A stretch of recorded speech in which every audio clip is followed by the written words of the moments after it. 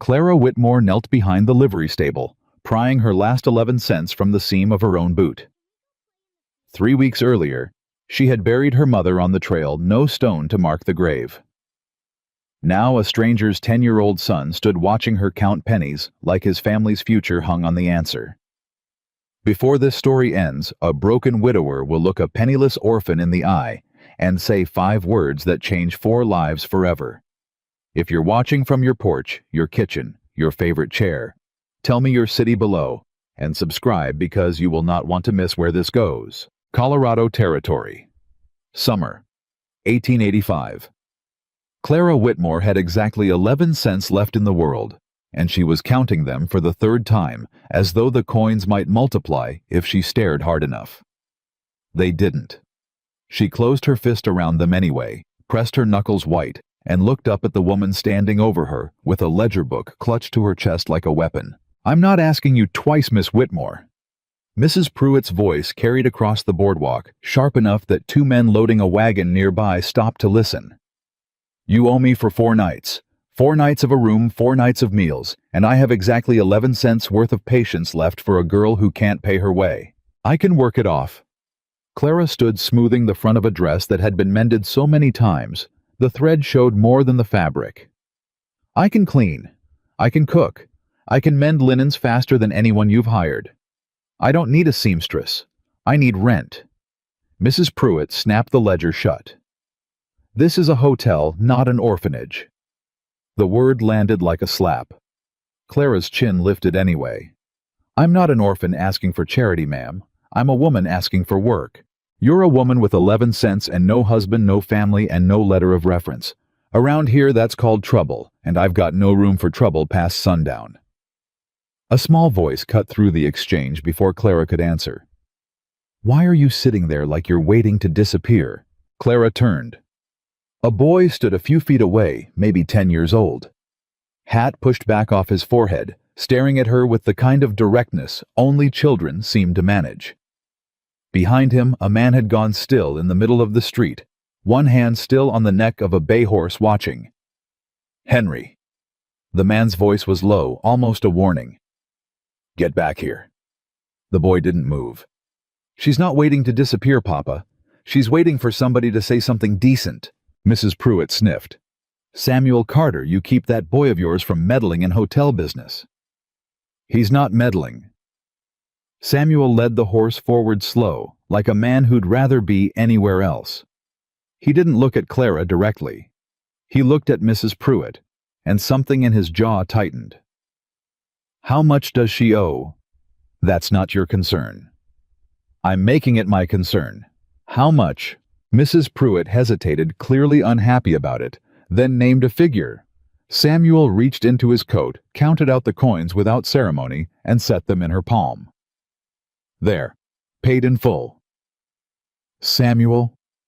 Clara started mortified, but he was already turning away, already reaching for his horse's reins, like the matter was settled and didn't require further discussion. "I don't need charity," she said louder than she meant to. That stopped him. He looked at her then properly for the first time. His eyes were tired in a way that had nothing to do with sleep. "It isn't charity, Miss Whitmore. Clara Whitmore. Miss Whitmore. It's $4.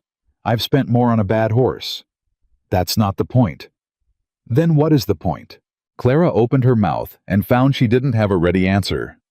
The point was that she had nothing, and a stranger had just seen it, and pride was the only thing she had left that hadn't been spent or stolen or buried along the trail with her mother 3 weeks back. She wasn't about to explain any of that to a man she'd known for 90 seconds. "The point is, I don't take money from men I don't know. Then get to know me." He said it flatly, without any charm behind it, like a man stating a fact rather than making an offer. "Samuel Carter. I run cattle 6 miles north of town. That's Henry, my son. Somewhere behind him is my daughter, who's supposed to be minding the wagon." A small girl peeked out from behind a barrel near the wagon, no older than 6, clutching a rag doll with one button eye. She didn't say anything. She just watched Clara with the same unsettling focus her brother had. "That's Molly," Samuel said. "She talks when she wants to. which isn't often. Mrs. Pruitt cleared her throat pointedly. If you're all quite finished conducting business on my boardwalk, we're finished. Samuel tipped his hat, the first gesture that resembled manners since he'd arrived. Miss Whitmore, good day. He started to walk the horse toward the wagon. Henry didn't follow. Papa, you can't just leave her here. She's a grown woman, Henry. She'll manage. She doesn't have anywhere to go. I heard Mrs. Pruitt say she doesn't have family. Samuel stopped. Clara watched his shoulders rise and fall with one long breath, the kind a man takes when he's about to do something he'd rather not. Henry, you always say a person's not supposed to walk past trouble if they can fix it. You said that about the Hendersons' fence. You said that about the Miller's barn. That's different. How is it different? Samuel didn't answer right away. Clara felt heat climb up her neck, half from embarrassment, half from something else she couldn't name yet, the strange sensation of being discussed, as though she were a fence that needed mending. It's different, Samuel finally said, because a fence doesn't have opinions about being fixed. I have opinions, Clara said. Several. Right now, the loudest one is that I'd rather not be talked about like I'm not standing here. That earned her the faintest twitch at the corner of Samuel's mouth, not quite a smile, a ghost of one gone as fast as it came. Fair enough, Miss Whitmore. What would you have me do? Nothing. I don't need rescuing. You needed $4 10 minutes ago. That was a loan. I intend to pay it back. With what? The question wasn't cruel. It was just honest, and honesty from a stranger stung worse than cruelty would have. Clara looked down at her hands at the 11 cents still pressed into her palm, and found she had no answer that didn't sound like begging. With work, she said finally. I can cook, I can sew. I can keep a house running better than most women twice my age, and I intend to prove it to the first person in this town willing to give me the chance. I've got a house that needs running. Samuel said it plainly, like he was commenting on the weather. Then, as if hearing himself, he added, I'm not saying that the way it sounds. How does it sound? Like something it isn't. Henry snorted. Even Molly from behind her barrel made a small sound that might have been a laugh. I need someone to cook, clean, and mind the children while I work the herd, Samuel said. I'll pay a fair wage, room and board included. It's honest work, Miss Whitmore, nothing more. Clara studied him. There was no warmth in the offer, no softness, nothing that resembled the kind of interest a man might show a woman he found pleasing to look at. It was a business proposal delivered with all the romance of a cattle sale, and something about that steadied her more than any flattery could have. Why me? She asked. You don't know me. I know you stood up to Ada Pruitt without flinching, and I know my son decided you were worth defending inside of 2 minutes of meeting you. That's more than most folks manage in this town in a year. Papa doesn't give compliments, Henry said solemnly. That was basically a proposal of marriage. Henry, I'm just saying. Get in the wagon. Henry grinned and obeyed, hauling himself up onto the seat with the satisfaction of a boy who'd won an argument he hadn't technically been part of. Molly slipped out from behind the barrel and climbed up beside him without a word, still watching Clara over her shoulder. Clara stood there with 11 cents in her hand and a stranger's job offer hanging in the summer air, and she understood with the particular clarity that comes from having nothing left to lose that this was the only door standing open to her in the whole of Twin Rivers. I'll need to think on it, she said. Take the afternoon. Samuel swung up onto his horse. I'll be back through town before supper. If you're still here, I'll take that as your answer. And if I'm not, then I'll know you found something better, and I'll wish you well. He rode off without waiting for a response, the wagon creaking along behind him, with his 2 children craning their necks to watch her until the road curved and took them out of sight. Mrs. Pruitt, who had been listening to the entire exchange with poorly concealed interest, made a small noise of disapproval. Samuel Carter hasn't said that many words together since his wife passed. 2 years of silence, and here he is, offering employment to a girl fresh off the stage. How did she die? Clara asked before she could stop herself. Fever, same as half of the county lost that winter. Left him with 2 children and a ranch he can barely keep standing. Man used to talk your ear off before Sarah Carter died. Now you're lucky to get 3 words out of him at the mercantile. Mrs. Pruitt studied Clara with new appraisal. You'd be a fool to go out there. Broken men don't fix themselves just because a pretty woman starts cooking their supper. I didn't ask for your opinion. No, but you're going to get it anyway because somebody ought to warn you. Mrs. Pruitt lowered her voice, glancing up and down the street as if the words were valuable enough to steal. There's a man in this town, Edward Mallory, owns the mercantile and half the buildings on this street besides. Widower himself, no children to complicate things, respectable, comfortable. He's been asking after unmarried women new to town. A girl in your position could do considerably better than Samuel Carter's ranch. I haven't asked to do better. I've asked to eat. Suit yourself. Mrs. Pruitt turned to go, then paused. For what it's worth, the boy's right about one thing. Samuel Carter is a good man underneath all that silence. Just don't mistake good for whole. Those aren't the same thing, and a woman with no family of her own can't afford to learn the difference the hard way. She walked off, leaving Clara alone on the boardwalk, with the sun beating down and 11 cents growing warm in her palm. Clara spent the rest of the morning walking the length of Twin Rivers, twice, knocking on the doors of every business that might conceivably need a woman's hands. The dressmaker already had an assistant. The boarding house wasn't hiring. The diner's owner looked her up and down and said not unkindly that he couldn't afford to feed another mouth even if that mouth came attached to willing hands. Outside the church, a woman in a gray bonnet stopped her before she could pass, one hand closing around Clara's wrist with more familiarity than the moment warranted. You're the girl who came off yesterday's stage. I am. Alone. Yes, ma'am. No husband, no father, no brother to speak for you. The woman said it like a diagnosis, not a question. That's a dangerous way to arrive in a town this size, Miss Whitmore. Miss Whitmore. Folks talk. Folks will talk about you whether you give them cause or not, so you'd best make certain you give them as little cause as possible. A woman alone draws attention, and attention in a town this small has a way of turning into judgment before supper's even served. I appreciate the warning. It's not a warning, it's arithmetic. You've got no family, no money, and no history anybody here can vouch for. That leaves you 2 kinds of position available to you, and only 2. Respectable work under a roof somebody trusts, or the kind of arrangement decent women don't discuss on church steps. I'd advise you toward the first, and quickly before the town decides for you which kind you are. The woman released her wrist and walked on without waiting for a response, leaving Clara standing there with the sun climbing higher and the weight of the morning pressing down harder than it had an hour before. By the third establishment after that, a general sense of the town's opinion had crystallized. A woman alone with no family, no letters, and no history anyone in Twin Rivers could vouch for was a liability nobody wanted to take a chance on.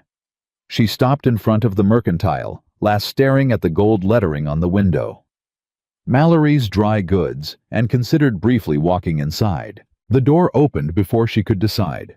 A man stepped out, tall, well-dressed hair, combed with more care than any rancher would bother with. He looked at her the way a man looks at merchandise he's already decided he wants. You must be the young woman everyone's talking about. I wasn't aware I was a topic of conversation. Twin Rivers is a small town, Miss Whitmore. Edward Mallory. He extended a hand she didn't take, and after a moment he lowered it without apparent offense. I understand you're in need of a position. I'm in need of many things. A position is one of them. I could use help in the store. Bookkeeping mostly. Respectable work, respectable hours. He smiled, and it was a pleasant enough smile, practiced and even. I could also offer considerably more than a position in time if you found yourself amenable to it. Clara understood exactly what he meant, and the bluntness of it dressed up in politeness, though it was turned her stomach in a way Samuel Carter's plain business offer never had. I appreciate your candor, Mr. Mallory. I'll consider the bookkeeping.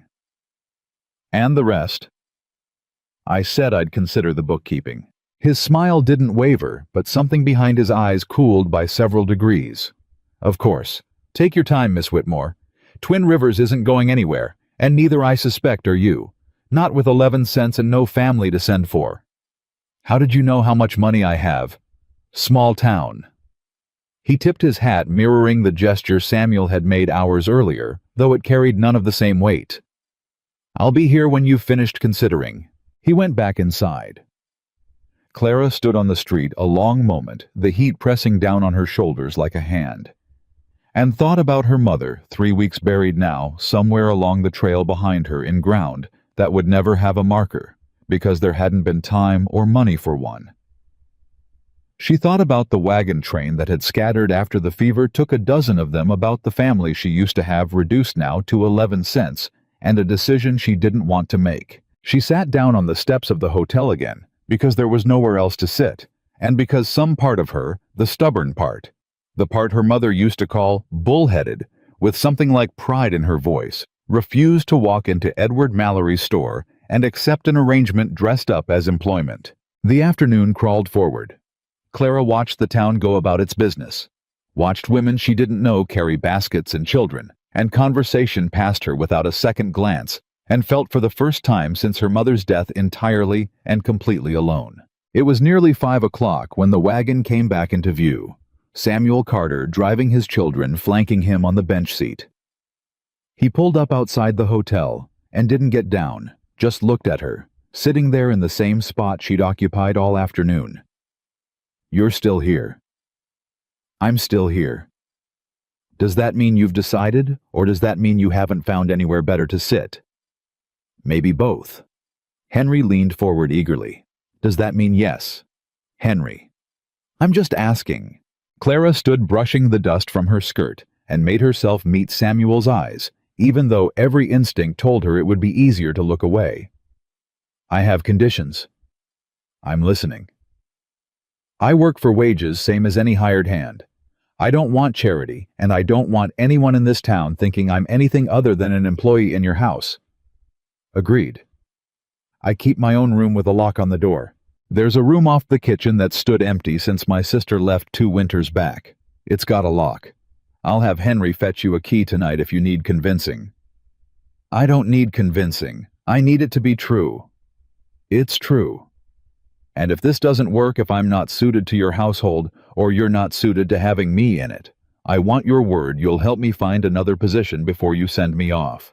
Samuel studied her for a long moment, and something in his expression shifted some weight, settling differently across his shoulders. You've got my word, Miss Whitmore. I don't break it once it's given. Ask anyone in this town. I don't know anyone in this town. Then ask my children. They'll tell you plain enough they don't know how to be anything but honest. God help me. Molly, who had said nothing all day, finally spoke, her voice small but clear. Are you coming home with us? The word home landed somewhere in Clara's chest and stayed there aching in a way she didn't have time to examine. If your papa still wants me to, yes. I still want you to, Samuel said, and there was no hesitation in it at all. Clara climbed up onto the wagon bench beside Henry, who scooted over to make room with obvious delight, and Samuel clicked his tongue at the horses and set them moving north out of town. Nobody spoke for the first mile. The silence wasn't uncomfortable so much as unfamiliar, the kind of quiet that comes from 4 strangers, deciding without quite saying so to become something else to each other. The wagon hit a deep rut without warning, and the whole frame lurched hard to one side. Molly slid across the bench with a startled cry, and Clara's arm shot out on instinct, catching the girl around the waist before she could tumble against the side rail. Samuel hauled back on the reins, bringing the horses up short. Molly, you hurt. I'm all right. Molly's voice wobbled, but she righted herself in Clara's grip, small fingers curling around Clara's sleeve a moment longer than necessary. You caught me. Course I caught you. Clara kept her arm steady until she was certain the girl had her balance back. Nobody's falling out of this wagon on my watch. Samuel twisted around on the bench, checking the girl over with quick, practiced eyes, the look of a father who'd learned the hard way not to trust that a child's own report of being fine was the whole truth of it. Satisfied, he turned back to the road, but something in his posture had loosened, some tension gone out of his shoulders that Clara hadn't noticed carrying weight until it left. Front wheel caught the rut, he said mostly to himself. I've been meaning to fill that in for a month. You've been meaning to fill in a lot of things for a month, I'd wager. That obvious. A man who runs a ranch alone with 2 children and no wife has a list longer than his arm and a day shorter than the list requires. That's not an insult, Mr. Carter. That's just how the arithmetic works. Samuel let out something that was almost a laugh, low and rusty, like a sound his throat hadn't practiced in some time. You talk like Ada Pruitt, all arithmetic and plain speaking. I'll take that as a compliment, since I doubt you meant it as one. Take it however suits you. He clicked his tongue at the horses and got them moving again, slower this time, mindful of the road. Henry, keep an eye out for the next rut. I'd rather not explain to Miss Whitmore on her first evening why she ought never to have climbed up on this wagon. Yes, sir. Miss Whitmore, Henry said eventually. Can you cook biscuits? Papa's biscuits could stop a bullet. I heard that, Samuel said without turning around. I meant you to. I can cook biscuits, Clara said, and for the first time since her mother died, something that resembled a smile found its way onto her face. Good ones. My mother taught me. Where's your mother? Molly asked with the blunt curiosity only a 6-year-old could get away with. The wagon jolted over a rut in the road, and Clara used the moment to compose herself before answering. She passed, not long ago, on the trail coming west. Our mother passed too. Molly said, matter of fact, no cruelty in it, just the plain sharing of a fact between 2 people who understood the same kind of loss. Papa doesn't talk about her much. Molly. It's true, Papa. Samuel's jaw tightened, and for a moment Clara thought he might say something sharp, but instead he let out a breath that sounded like it had been held for longer than the moment required. Her name was Sarah, he said, quiet eyes fixed on the road ahead. She died 2 winters back. Fever took her in 4 days. I don't talk about her because there isn't a version of talking about her that doesn't end with me remembering exactly how useless I was while it happened. Nobody spoke after that. Clara understood with the sudden clarity of shared grief that she had just been handed something fragile and true, something Samuel Carter didn't offer easily or often, and she didn't reach for it further. She let it sit there in the wagon bed between them, acknowledged and untouched the way you'd treat any wound too fresh for prodding. The ranch came into view as the sun dropped low and orange over the western hills, a house that had clearly once been well kept and had since fallen into the particular disrepair of a home, missing a woman's hand, a barn leaning slightly to one side, fences patched with mismatched wood in a dozen places. Clara took it in without comment, cataloging the work that needed doing, the way she'd cataloged every household chore since she was old enough to hold a broom. It's not much, Samuel said, apparently reading something in her silence. I know that. I didn't say anything. You didn't have to. I was thinking the fence needs mending before winter and that garden plot's been let go to seed, and somebody ought to whitewash that porch before it rots clean through. I wasn't thinking. It's not much. I was thinking there's a great deal of work here, and I intend to be useful. Something in Samuel's face eased just slightly, the tightness around his eyes loosening by a fraction. Most folks who see this place for the first time say something about how far it is from town, or how run down it's gotten. Nobody's looked at it and started making a list of chores. I've never had the luxury of looking at anything and not making a list of chores. It's how I was raised. Then you'll fit in fine around here. Making lists of chores is more or less the family business. Henry laughed at that, a real laugh, and Molly finally let go of her doll long enough to point out the chicken coop, the well, the tree she liked to climb when her father wasn't watching closely enough to stop her. By the time the wagon rolled to a stop in the yard, the strangeness of the day had settled into something quieter, something that felt against all reasonable expectation, almost like the beginning of an arrangement that might hold. Samuel helped her down from the wagon, his hand brief and businesslike around hers, nothing lingering in the touch at all. He showed her the room off the kitchen, small plain, clean enough with a narrow bed, and a window that looked out over the garden plot she'd already mentally begun repairing, and left her to settle in while he saw to the horses. It was over supper plain, but filling that the question came that Clara hadn't expected and wasn't prepared for. Henry and Molly had gone to bed worn out from the day, and Samuel sat across the table from her in the lamplight, turning a coffee cup slowly between his hands.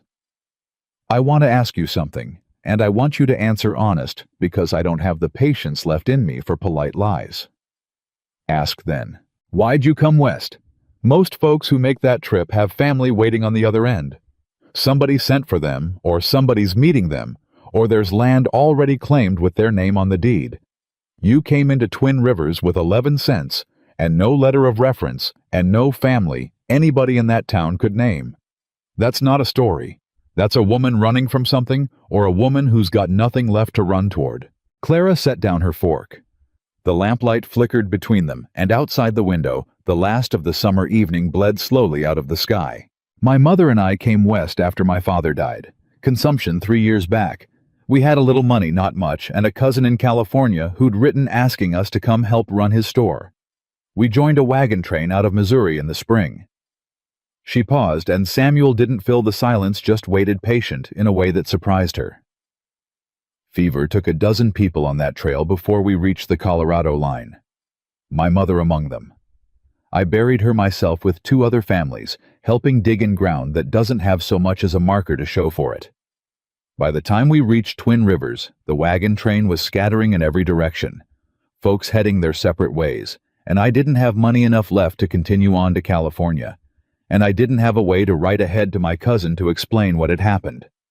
I have no family left, Mr. Carter. None. Not a cousin who knows I'm alive. Not a friend who'd recognize my name. Not a single soul in this territory who'd notice if I disappeared tomorrow. That's the whole of it.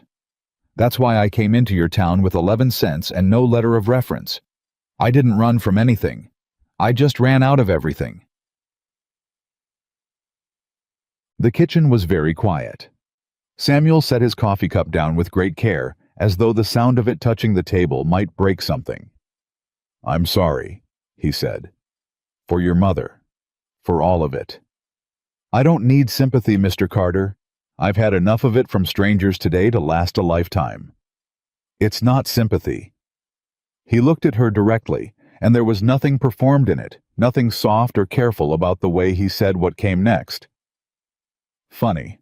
My children need a mother."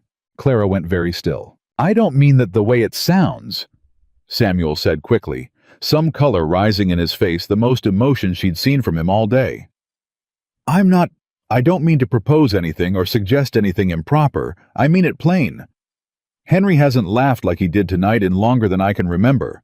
Molly hasn't spoken more than a dozen words to a stranger in 2 years, and she asked you outright if you were coming home with us. I've watched my children go quiet and careful since their mother died the same as I did, and in one afternoon, you've undone some part of that without even trying. I don't know what to make of it, and I don't know what to make of you, but I know what I saw at my supper table tonight, and I haven't seen it in 2 years. Clara's throat tightened, and she was grateful for the dim lamplight, grateful it might hide whatever her face was doing. "I have no family left," she said again, quieter this time, testing the words against what he'd just said, feeling the strange symmetry of it settle over the table between them. "I heard you the first time," Samuel said. "And I meant what I said the second time. My children need a mother, Miss Whitmore. I'm not fool enough to think that's a decision made over one supper. But I'd be lying if I said I hadn't thought it watching you at that table tonight, and I told you already I don't have the patience left for polite lies. Not with you, not about this." Outside, the last light finally gave way to full dark, and somewhere in the house a floorboard creaked with the settling of an old structure easing into night. Clara sat across from a man she'd known less than a day, in a house that wasn't hers, in a life that had been unrecognizable to her 24 hours earlier, and found she had no answer ready for the enormity of what had just been said between them. Only the certainty, sudden and unshakable, that whatever came next in Twin Rivers, it would not be the quiet, invisible life she'd expected to live when she stepped off the stage with 11 cents and no one left in the world to call her own. Samuel didn't say anything else. He just sat there, with his hand still curled around the coffee cup, waiting the way a man waits when he's already said the thing he can't take back and doesn't know what comes next. "I should go to bed," Clara said finally. "That's not an answer. It's the only one I've got tonight." She stood gathering her plate, though supper had gone cold and half-eaten between them.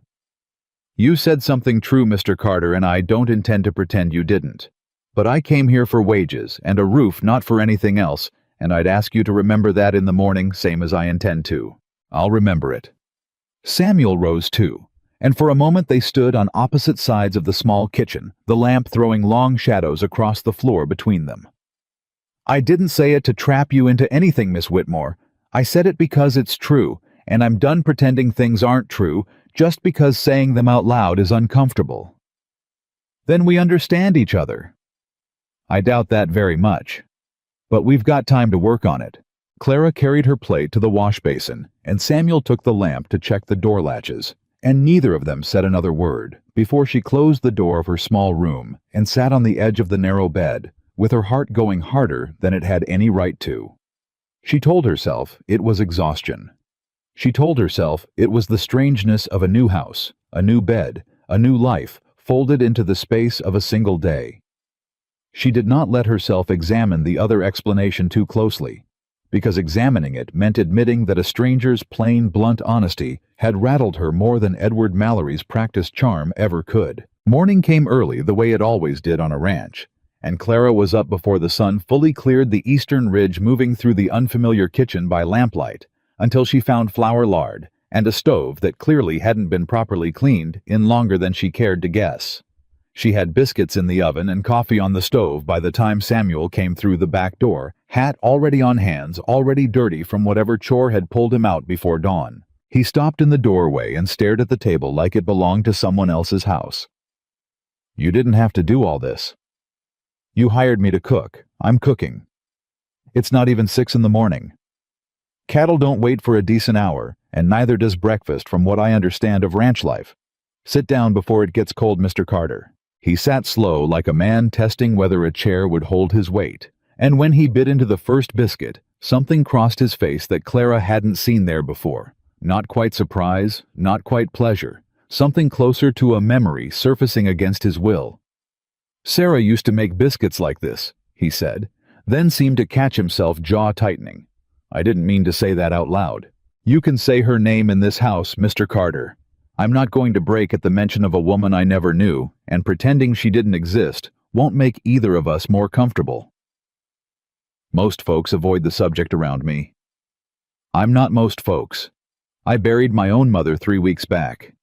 I know exactly how much good it does to have people tiptoe around the fact that someone you loved is gone." Samuel studied her over the rim of his coffee cup, and something in his posture eased by a fraction the same way it had in the wagon the evening before. "No, I don't suppose you do that particular kind of tiptoeing." Henry appeared in the doorway, hair sticking up in 6 directions, still in his nightshirt, drawn by the smell of biscuits, the way any 10-year-old boy would be. He stopped dead when he saw Clara at the stove. "You're still here." "I said I would be." "I know, I just—" He grinned sudden and wide. "I didn't think Papa would actually let you stay past breakfast. He's not real good at letting people stay." "Henry." "It's true, Papa. Aunt Ruth left after 2 days because you wouldn't stop working long enough to talk to her." "Aunt Ruth left because Aunt Ruth has opinions about how I raise my children that I don't share." Samuel reached for another biscuit. "Eat your breakfast." Molly wandered in a moment later, doll tucked under one arm, and climbed into her chair without a word. But Clara noticed the way the girl's eyes tracked her across the kitchen, cataloging, weighing the same careful attention she'd shown the day before. "Good morning, Molly." Molly considered this for a long moment before answering. "Good morning." A pause. "Are you going to make biscuits every day?" "If your father's agreeable to the wage, yes." "I'm agreeable," Samuel said around a mouthful. "Then yes, Molly, every day." Something that might have been the beginning of a smile touched the corner of the girl's mouth before she ducked her head back down to her plate, and Clara felt a small, unexpected warmth settle in her chest at having earned even that much. The morning unfolded in a rhythm Clara hadn't expected to find. So quickly, dishes washed, floors swept, a wash line strung between 2 posts. Behind the house, Henry trailing after her, asking questions faster than she could answer them. Molly watching from a safe distance, until curiosity finally won out, and she came close enough to help fold linens, her small hands careful and precise, in a way that suggested she'd been taught once by someone who cared whether things were done right. "Your mother taught you that fold?" Clara said, more observation than question. Molly's hands stilled. "How do you know?" "Because it's a particular way of doing it, and children don't invent particular ways of doing things on their own. Somebody showed you." "Mama used to fold laundry with me on Sundays." Molly's voice had gone very quiet. "Papa doesn't fold it right, he just balls it up." "I heard that." Samuel called from somewhere near the barn, close enough to have caught the whole exchange, and Clara found herself smiling despite everything. A real smile, the first one that had come easily since the fever took her mother on the trail. By midday, the first mini-disruption arrived in the form of a rider coming up the lane at a pace that suggested urgency, and Clara's stomach tightened before she even recognized the man swinging down off his horse. It wasn't Mallory. It was a lean, weathered man with a star pinned crooked on his vest, Sheriff Coyle, who tipped his hat to Clara with obvious curiosity before turning to Samuel. "Got a wire for you from the bank in Denver, Samuel. Thought I'd bring it out myself rather than let it sit." Samuel's whole body went rigid in a way Clara hadn't seen since Mrs. Pruitt's ledger book. He took the envelope without a word, and Clara watched his jaw work as he read it. Watched the color drain slowly from his face. "Bad news?" the sheriff asked. "Nothing I can't handle." "That's not an answer, Samuel." "It's the only one I've got right now, Ray. Thank you for bringing it out."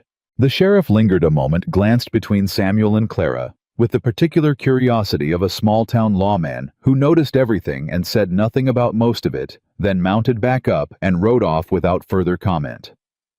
Samuel folded the letter with hands that weren't quite steady and shoved it into his coat pocket.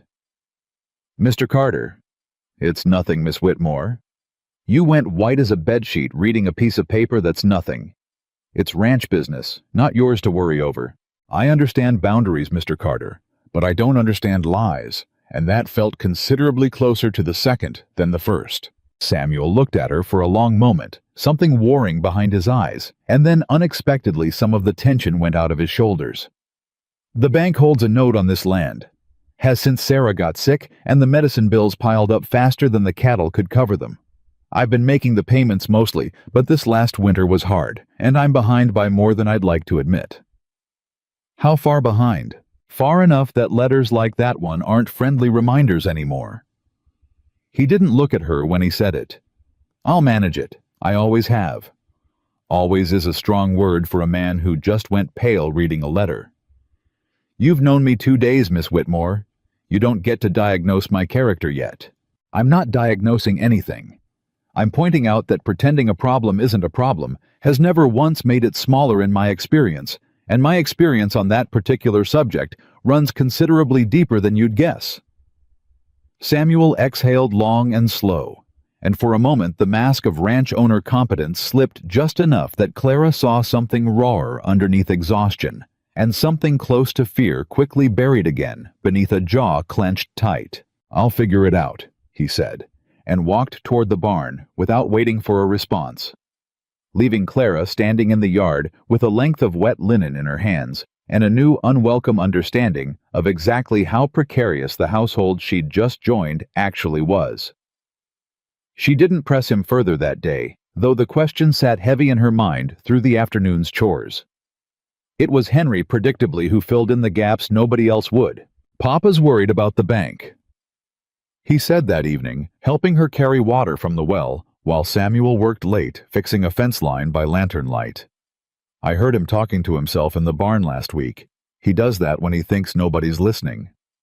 "What does he say?" "Numbers mostly, and Mama's name sometimes. I think he blames himself that the money got so bad after she died. Like if she hadn't gotten sick, none of it would have happened. That's not how debt works, Henry. Sickness isn't anybody's fault, and neither is what it costs to try and save someone you love." "I know that. I don't think Papa knows it, though. Not really. Not in the part of him that matters." Henry set down his bucket, looking older than 10 for a moment, the way children sometimes did when grief had forced them to grow faster than they should have. He was different before, talked more, laughed even. Mama used to say he had a laugh that could scare the crows off the corn. And now, he mostly just works until he's too tired to think and goes to bed and gets up and does it again. Henry looked at her with a directness that reminded her uncomfortably of his father. You made him laugh yesterday, in the wagon. I heard it. It sounded rusty like a gate that hadn't been opened in a long time, but it was real. Clara didn't have an answer for that, so she didn't try to give one. She simply picked up her own bucket and kept walking, aware of the boy's eyes on her, aware of the strange, unearned weight of hope a 10-year-old had apparently decided to place on her shoulders after a day and a half of acquaintance. The unease from the sheriff's visit hadn't fully settled by the time Clara made her first trip into town 3 days later, sent to fetch supplies with a list in Samuel's careful handwriting, and Henry along for company, at his own insistence. She hadn't expected the errand to turn into anything more than flour and coffee and a length of new rope, but Twin Rivers, she was quickly learning, rarely let anything stay simple. Mrs. Pruitt intercepted her outside the mercantile before she'd even tied off the wagon. Well, the Carter girl. I'm not the Carter girl, Mrs. Pruitt. I'm employed by Mr. Carter. Is that what we're calling it? Mrs. Pruitt's eyes flicked meaningfully toward Henry, who was already inside examining a display of penny candy with the single-minded focus only a child could manage. A single woman living alone under a widower's roof, no chaperone, no third party in the house to speak for propriety. Folks talk, Miss Whitmore. I did warn you. I recall the warning. I also recall it not being any of your concern how Mr. Carter arranges his household. It becomes the town's concern when the town has to decide what to think of you at church on Sunday. You are aware you're expected to attend, I assume. Twin Rivers isn't kind to women who skip services, and it's considerably less kind to women who skip them under circumstances such as yours. I'll be there, Mrs. Pruitt, with Mr. Carter and his children same as any family attends together. That's precisely the trouble, dear. You're not his family, not yet, and depending on how this town chooses to see it, perhaps not ever. Mrs. Pruitt's voice dropped not unkindly. This time something almost like genuine concern beneath the busybody exterior. I'm not trying to be cruel. I'm trying to tell you plainly what you're walking into because nobody else in this town will bother, and you strike me as a woman who prefers plain truth to comfortable silence. I do prefer it. So tell me plainly then, what is it you think I'm walking into? A choice eventually. Between respectability and whatever it is you've started building out there on Carter's land. This town won't let you have both indefinitely. Sooner or later, somebody will force the question, and you'd do well to have your answer ready before that day comes, rather than after. Before Clara could respond, the mercantile door opened, and Edward Mallory stepped out onto the boardwalk, immaculate as ever, his eyes finding Clara with the particular attentiveness of a man who'd been waiting for an excuse. Miss Whitmore, what a pleasant surprise. Mr. Mallory. I understand you've taken a position at the Carter Ranch. He said it lightly, but there was something underneath the lightness, something assessing. Bold choice given the circumstances. It's honest work. I don't see what's bold about it. No, I suppose you wouldn't not knowing the full circumstances. Mallory glanced toward Mrs. Pruitt, who suddenly discovered urgent business inside her own establishment and disappeared, leaving Clara alone with him on the boardwalk. Samuel Carter is a man drowning in debt, Miss Whitmore. I'd wager he hasn't told you the particulars. That's between Mr. Carter and his bank. It's between Mr. Carter and me, actually. I hold the note. Clara went very still. I don't understand. The bank in Denver sold the paper on his mortgage some months back to cover their own losses after a bad winter of foreclosures elsewhere in the territory. I bought it. Quietly. Samuel doesn't know yet the wire he received was from the Denver office confirming the transfer, though I doubt they explained who the new holder was in any detail. Mallory's smile hadn't changed, but something behind it had sharpened into something closer to its true shape. Which means, Miss Whitmore, that the fate of that ranch and everyone living on it currently rests rather more in my hands than in his. Why are you telling me this? Because you strike me as a practical woman, and practical women deserve to make decisions with full information. Samuel Carter has 90 days to bring his payments current before I'm entitled to call the note and take possession of the land. 90 days, Miss Whitmore, and from what I understand of his finances, he doesn't have a fraction of what he'd need. And if he doesn't have it, then the ranch becomes mine.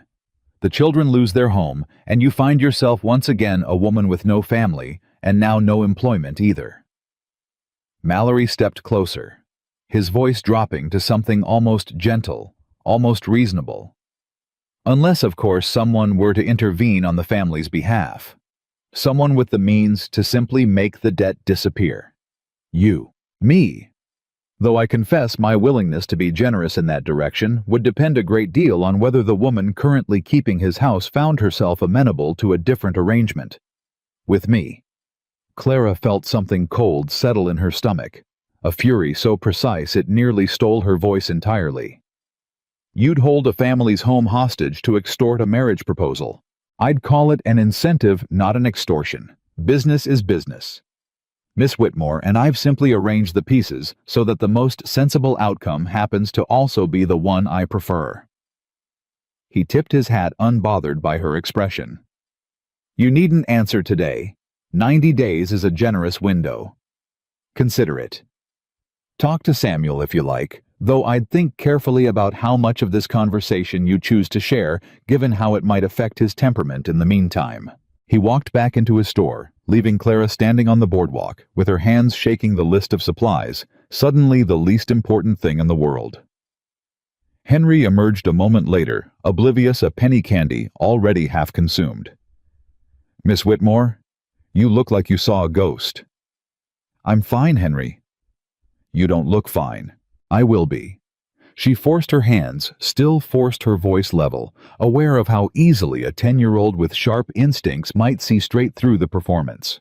Let's finish the shopping. Your father's waiting on that rope. But the ride back to the ranch passed in a blur she barely registered, Mallory's words circling in her head like something venomous, and by the time the ranch house came into view, Clara had made a decision she wasn't entirely sure was wise. She would tell Samuel everything, and she would tell him tonight, whatever damage the truth did to the fragile, unfamiliar peace they'd only just begun building. She found her chance after supper, once Henry and Molly had been sent off to bed protesting, and Samuel sat at the table mending a piece of tack by lamplight, his hands moving with the same steady competence he brought to everything. I need to tell you something, and I don't think you're going to like it. Samuel set down the leather strap. That's an alarming way to start a conversation. Edward Mallory bought your mortgage note from the Denver bank. He holds it now, not them. He told me himself on the boardwalk not an hour ago. The color drained from Samuel's face for the second time in 3 days, faster this time, more complete. That's not possible. The wire said. The wire confirmed a transfer. It didn't say to whom. He said the bank didn't bother explaining the particulars, and he was counting on you not finding out until it suited him to tell you. Why would he? Samuel stopped understanding, arriving visibly the way a man's face changes when a puzzle he's been avoiding suddenly assembles itself whether he wants it to or not. You. Me. He's using the note to get to you. He said if the payments aren't brought current in 90 days, he's entitled to take the land. And he said he'd be willing to make the debt disappear if I... Her voice caught, and she made herself finish it plainly, the way she'd promised herself she would. If I agreed to marry him instead. Samuel stood so fast, his chair scraped hard against the floor, and for one terrifying moment, Clara thought he might do something reckless, ride into town, and put his fist through Edward Mallory's carefully composed face. Instead, he stood there, gripping the back of the chair, knuckles white, breathing hard through his nose. He said that to you. On the street. In broad daylight. He said it very calmly, like he was discussing the weather. That son of a... Samuel caught himself glance toward the hallway where his children slept and lowered his voice with visible effort. That man has been circling this town for 2 years, looking for a way to expand his holdings, and he's decided my family's grief is the opening he's been waiting for. I told him I needed time to consider. You're not considering it. Of course I'm not considering it, Samuel. His first name came out before she'd decided to use it, and neither of them commented on the shift, though something in his expression flickered at the sound of it. But I needed him to believe I might at least long enough to give us room to think of something else. Samuel dropped back into his chair, pressing the heels of his hands against his eyes, and for a long moment he said nothing at all. The weight of 90 days and a bought-up note settling visibly onto shoulders that had already been carrying more than any one man should. I don't have 90 days worth of payment sitting anywhere, Clara. I've got cattle I can sell, but not enough. Not this time of year. Not at prices that'll cover what's owed. I've got no family to borrow from. I've got... He stopped, laughed once, bitter and short. I've got a hired woman I met 4 days ago who just walked into my kitchen and told me the man holding my children's future hostage wants to marry her to get it. We'll find another way. Will we? He looked up at her, and there was something raw and unguarded in his face that hadn't been there before, something that had stopped pretending to be composed. Because from where I'm sitting, there's a very simple way to make this entire problem disappear. And it doesn't involve me finding 90 days of back payment out of thin air. Don't. I'm not saying I want you to do it. I'm not. Don't even finish that sentence, Samuel Carter. Clara's voice came out sharper than she intended. Fury and fear tangled together into something fierce. I did not survive burying my mother on a trail with no marker to show for it, just to be handed off like collateral to the first man who decides my circumstances make me convenient to acquire. I told him no on that boardwalk, and I'll tell him no every day for the next 90, and if you so much as suggest again that my marrying that man is an acceptable solution to your banknote, I will pack my bag tonight and walk back to town on my own 2 feet. Samuel stared at her, something shifting behind his eyes. Surprise, and beneath the surprise, something that looked almost like relief, like a man who'd needed someone else to say the words he hadn't trusted himself to say out loud. I wasn't suggesting it, he said quietly. I was testing whether you'd let me. That's an ugly thing to test a person with. I know, I'm sorry. He rubbed a hand across his jaw, exhausted in a way that went beyond the hour. I've spent 2 years making every decision alone. Clara, and most of those decisions have been bad ones, or at least not good enough. I don't know how to trust that someone else might actually stay and help carry something this heavy instead of running the first chance they got. Sarah would have stayed.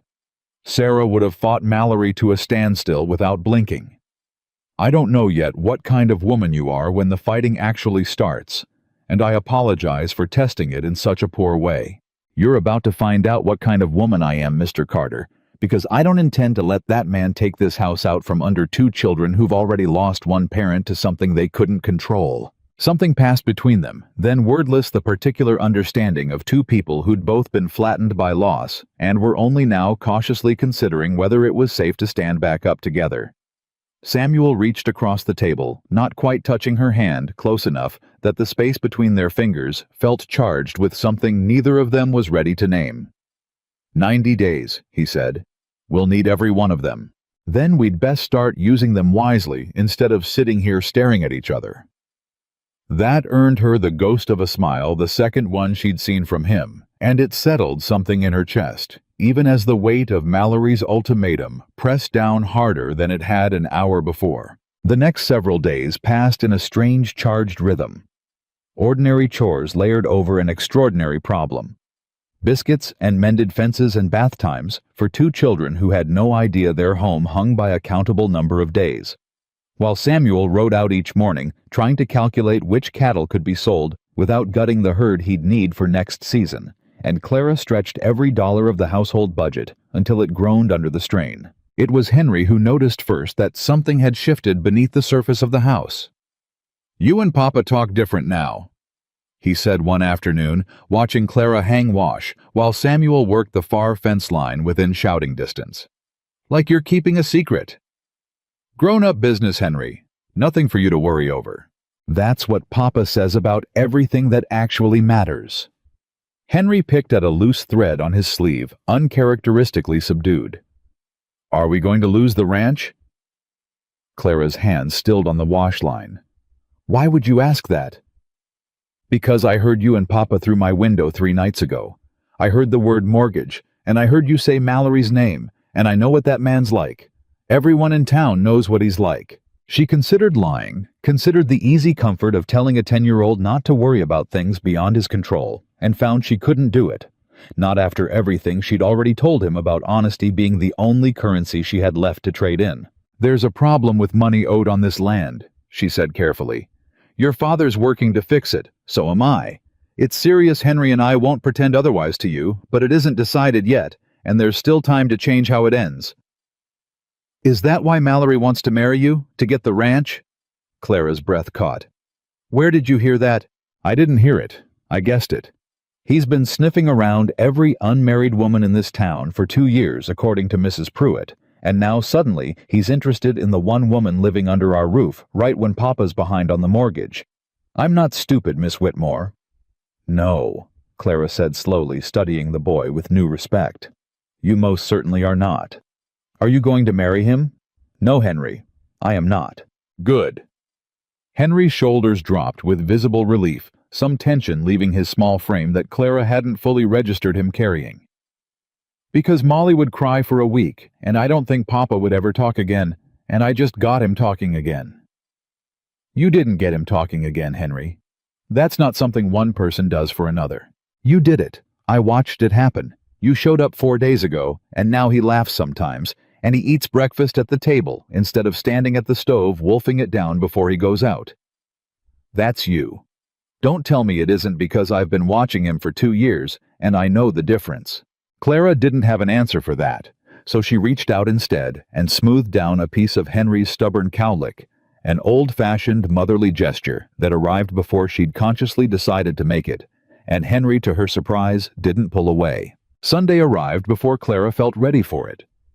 The whole household dressed in their best and loaded into the wagon for the drive into town, and she spent the entire ride with her stomach in knots, remembering Mrs. Pruitt's warning about what the congregation might make of her presence. The church was already half full by the time they arrived, and Clara felt every eye in the room track their arrival the moment Samuel led his children up the aisle with her a half-step behind. Whispers rippled through the pews, not loud enough to be called rude outright, but not quiet enough to be missed either. "There she is," someone murmured. "The Carter girl. Living out there with him and no chaperone in sight. Well, what do you expect a woman with no family showing up out of nowhere?" Samuel's jaw tightened, and Clara saw him hesitate at the end of the pew, weighing whether to sit beside her or put distance between them for the sake of appearances. Henry, apparently unbothered by any of it, simply grabbed Clara's hand and pulled her into the pew beside him, effectively deciding the seating arrangement before his father could overthink it. The service passed without incident, though Clara felt scrutinized through every hymn, every prayer, every moment. The preacher's gaze happened to sweep across the congregation. It was afterward on the church steps that the pressure finally found its voice. "Mr. Carter." The gray-bonneted woman from the boardwalk approached with 2 other women flanking her, expressions arranged into practiced concern. "A word if you don't mind." "Mrs. Abernathy." Samuel's tone was carefully neutral. "This is a delicate matter, but I feel it's my Christian duty to raise it. This young woman has been living in your home for nearly 2 weeks now, unmarried, unchaperoned, with no family to speak for her reputation or yours. The Ladies' Auxiliary has discussed it, and we felt someone ought to say plainly what the whole town is already whispering." "And what exactly does the Ladies' Auxiliary propose I do about my household arrangements, Mrs. Abernathy?" Perhaps Miss Whitmore might board elsewhere in town until such time as the arrangement could be made proper. There's a respectable boarding house 2 streets over that would suit an... "Miss Whitmore boards at my ranch because my children need looking after, and my house needs running, same as any hired hand would be housed on any ranch in this territory." Samuel's voice hadn't risen, but something in it had gone hard as flint. "Nobody in this town raised an eyebrow when I hired Cole Pruitt to bunk in my barn for 2 seasons running cattle. I fail to see why a woman doing honest domestic work in my kitchen deserves different treatment simply on account of her being a woman. It's hardly the same situation, and you know it, Samuel Carter. I know that my children have eaten better and slept easier in the last 2 weeks than they have in 2 years, and I know that Miss Whitmore has done nothing in this town but work herself half to exhaustion trying to hold a broken household together. If the ladies' auxiliary has energy to spare, worrying over my domestic arrangements, might I suggest redirecting it toward something more useful, like asking why Edward Mallory's been quietly buying up mortgage notes on struggling ranches across this county, and using them to pressure widowers into arrangements considerably less honest than the one under my own roof. A ripple of surprise went through the small crowd gathered on the steps. Mrs. Abernathy's mouth opened and closed once before she recovered her composure. "That's a serious accusation, Samuel." "It's a serious fact, Mrs. Abernathy, and I'd wager I'm not the only man in this county who could confirm it if pressed. Now, if you'll excuse us, my children have had a long morning and I intend to get them home for dinner." He herded Henry and Molly toward the wagon with a hand at each of their backs, and Clara followed, aware of the stunned silence trailing behind them. Aware, too, of something fierce and grateful blooming in her chest at having watched Samuel Carter, a man who supposedly hadn't strung more than 3 words together in 2 years, defend her in front of half the town without hesitation. "You didn't have to do that," she said quietly, once they were clear of the churchyard. "Yes, I did." Samuel didn't look at her, focused on the road ahead, but his voice had lost none of its earlier steel. "I've spent 2 years letting this town say whatever it wanted about me because I didn't have the energy left to argue. I've got the energy today." "Careful, Mr. Carter. If you start standing up for me in front of the whole congregation, people might start drawing conclusions. Let them draw whatever conclusions they like." He glanced at her, then something warm flickering behind the exhaustion in his eyes. "I find I care considerably less about this town's conclusions than I did 2 weeks ago." Henry, wedged between them on the bench, grinned so wide it looked like it might split his face in two, and said nothing at all, which for Henry was its own kind of remarkable restraint. 2 days after the incident at the church, Sheriff Coyle rode out to the ranch again, this time without any wire, to deliver his hat in his hands and an unusually grave expression on his weathered face. "Got a few minutes, Samuel?" "Always got a few minutes for you, Ray. Something wrong?" "Nothing wrong exactly, more something I thought you ought to know after what you said outside church Sunday." Coyle glanced at Clara, who was hanging wash within easy earshot, and seemed to decide including her in the conversation wasn't worth the trouble of asking her to leave. "You said Mallory's been buying up notes on struggling ranches. I did some asking around after that quiet-like, and it turns out you weren't exaggerating." "How many?" "3 that I could confirm outright, going back the better part of 2 years. The Hendersons lost their spread to him 18 months back. You remember they moved on to Wyoming after. Word was, Mallory offered the widow Henderson the same arrangement he seems to have offered Miss Whitmore here. She turned him down flat and lost everything within the month." Clara's hands stilled on the wash line, cold, despite the summer heat. "And the others?" Samuel asked. "One family sold out before it got that far, took a loss, but kept their dignity, moved east. The third?" Coyle hesitated, glancing again at Clara. "The third was a young widow with 2 children out past the miller's place. She didn't turn him down. Married him inside of 2 months of losing her husband. I see her in town sometimes. She doesn't smile much anymore, if you take my meaning." The silence that followed felt heavier than anything the summer heat could account for. "Why are you telling me this now, Ray?" "Because you stood up in front of half this town on Sunday and said something true that most folks were too scared to say out loud, and I figure a man with that much backbone deserves to know exactly what kind of animal he's dealing with." Coyle settled his hat back on his head. "I can't arrest a man for buying legal paper and making legal proposals, Samuel, much as I might want to. Everything Mallory's done sits just inside the line of what's permitted, however rotten it smells. But I can tell you plainly, he doesn't bluff, and he doesn't stop, and he's got more patience for this particular game than any man ought to have. If you're going to beat him, you're going to need those 90 days to count for something real, not just hope. We're working on it." "Good. Because Ray Coyle can't save your ranch from a debt collector with a legal claim, no matter how much I might wish otherwise. All I can do is make sure you're walking into this fight with clear eyes." He nodded once to Clara. "Miss Whitmore, for what it's worth, standing up to that man on the boardwalk Took considerably more nerve than most folks in this town would manage. Don't let anybody make you feel foolish for it. He rode off, leaving Samuel and Clara standing in the yard with the weight of 3 ruined families settling between them like a stone dropped into still water. "He's done this before," Clara said quietly. "He's good at it. Practiced. Which means he won't stop just because we outmaneuver him on the cattle sale. No. It means we need to move faster than 90 days if we can manage it, and we need to be smarter than whatever he's planning next." Clara wrung out the shirt in her hands with more force than the task required. A man who's done this 3 times already isn't going to sit patiently through a 4th failure without adjusting his approach. Samuel's expression darkened with the particular grimness of a man realizing the fight ahead was worse than he'd already braced for. Then we'd best ride for the Ashford spread sooner rather than later. That night, well past midnight, Clara woke to the sound of small feet in the hallway and a soft, uncertain knock at her door. She found Molly standing there in her nightgown doll clutched tight, face pale in the moonlight coming through the hall window. "Molly? What's wrong?" "Bad dream." The girl's voice was very small. "About Mama. She was calling for me and I couldn't find her, and then the floor gave out and she was gone, and I woke up and I couldn't remember what her voice sounded like anymore, and that scared me worse than the dream did." Clara knelt down, bringing herself level with the girl. "That happens sometimes when someone we love has been gone a while.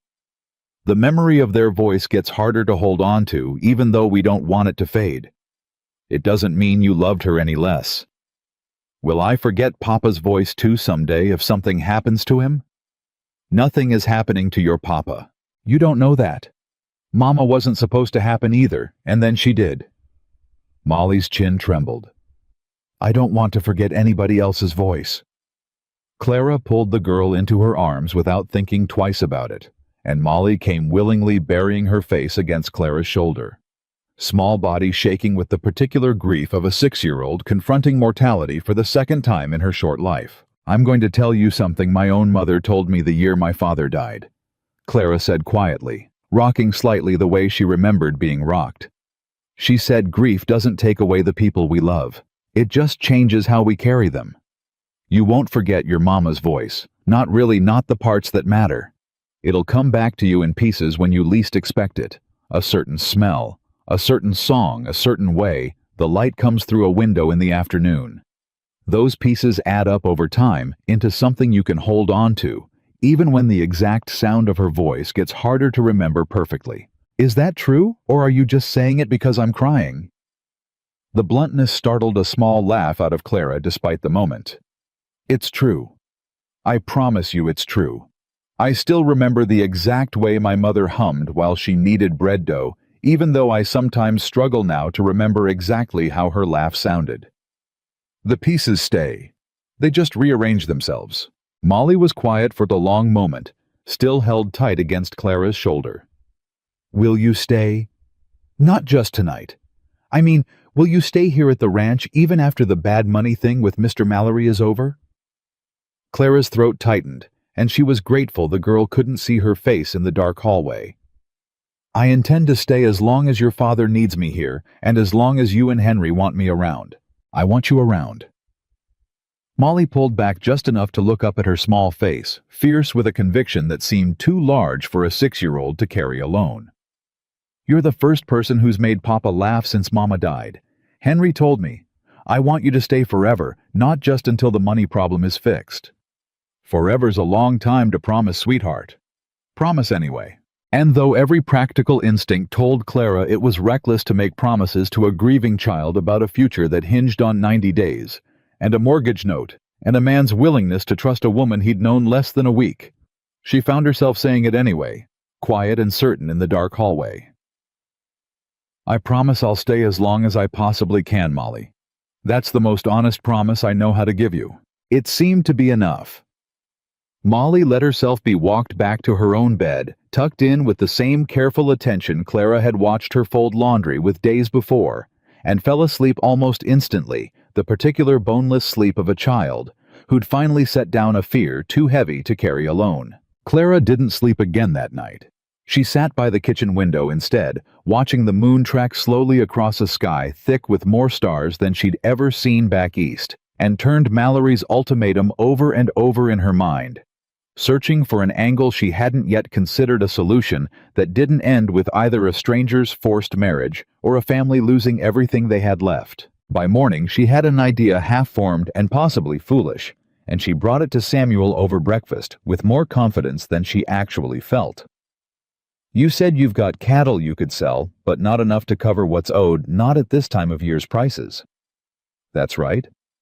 What if the prices weren't the problem?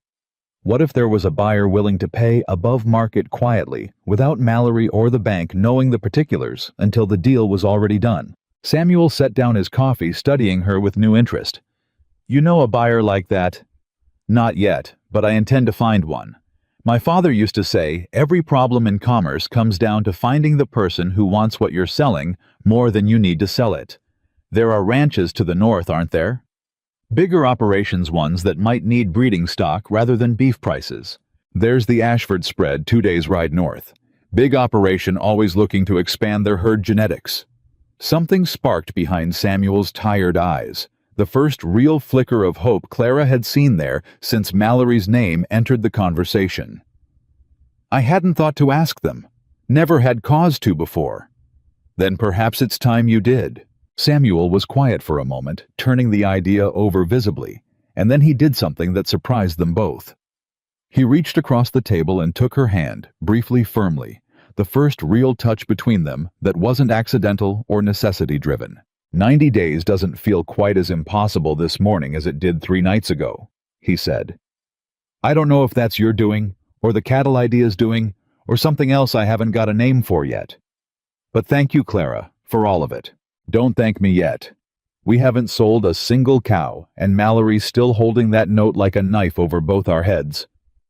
She squeezed his hand once before letting go, aware of Henry watching the whole exchange from the doorway with poorly concealed delight. "But I intend to see this through, Samuel Carter.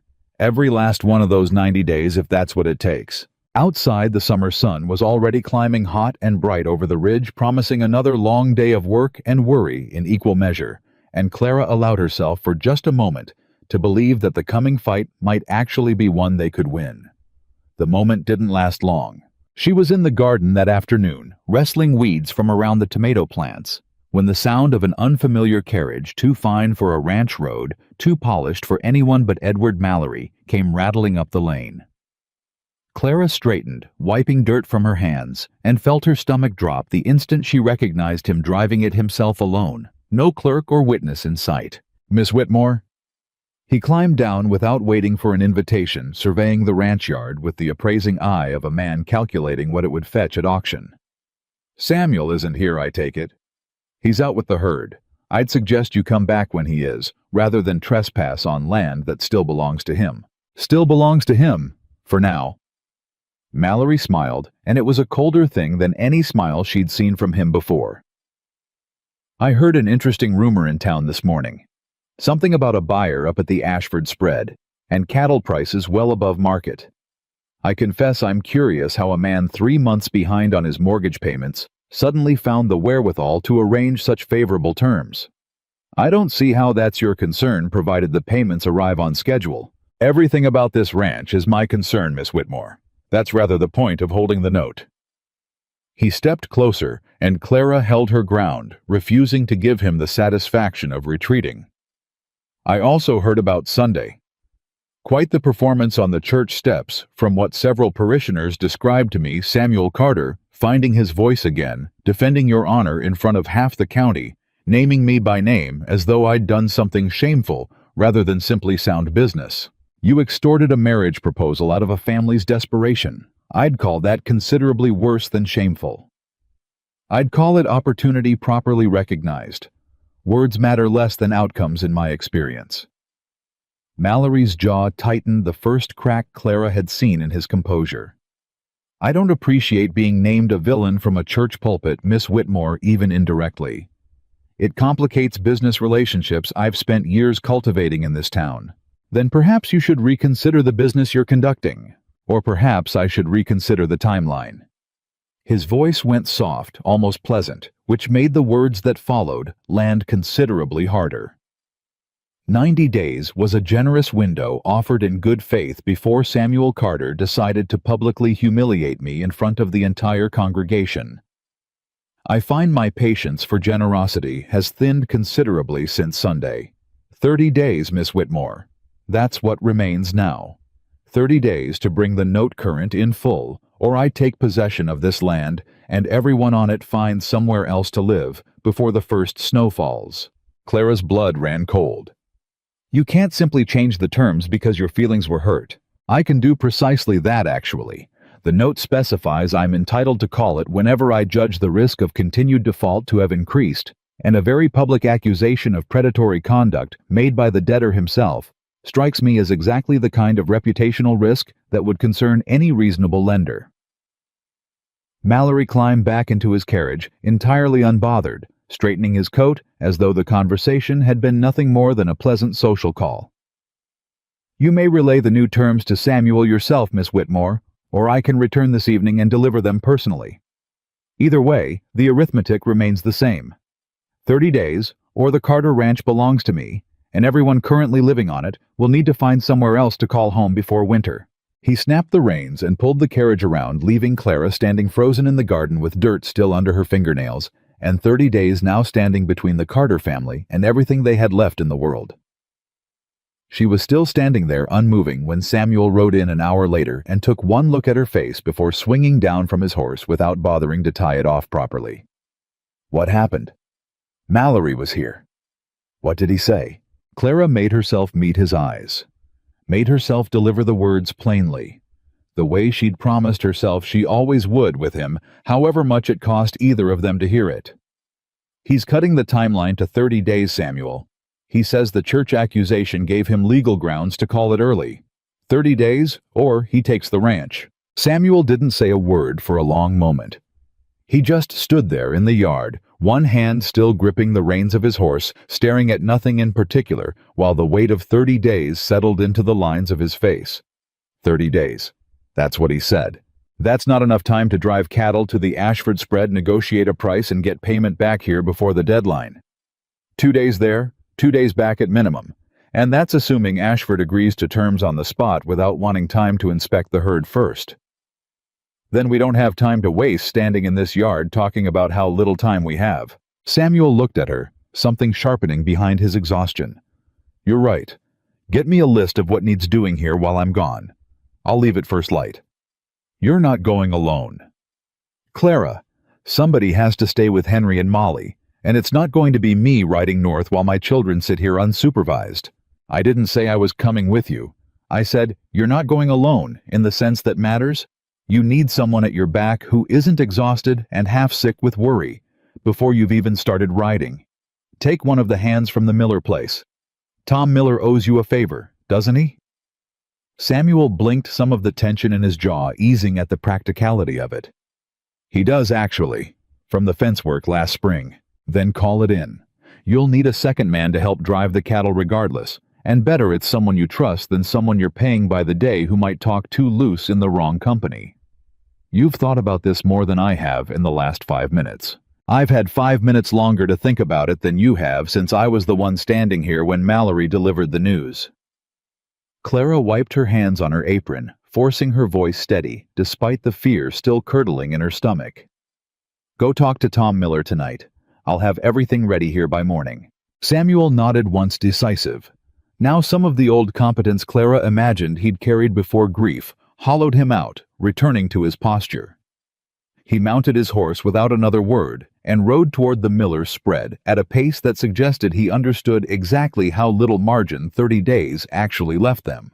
Henry found her in the kitchen an hour later, having clearly overheard enough of the earlier conversation to piece together the shape of the crisis, even if he didn't have every detail. Papa's leaving. For a few days.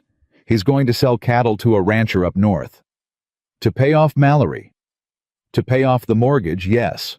Henry sat down heavily at the table, looking older than his 10 years in a way that made Clara's chest ache.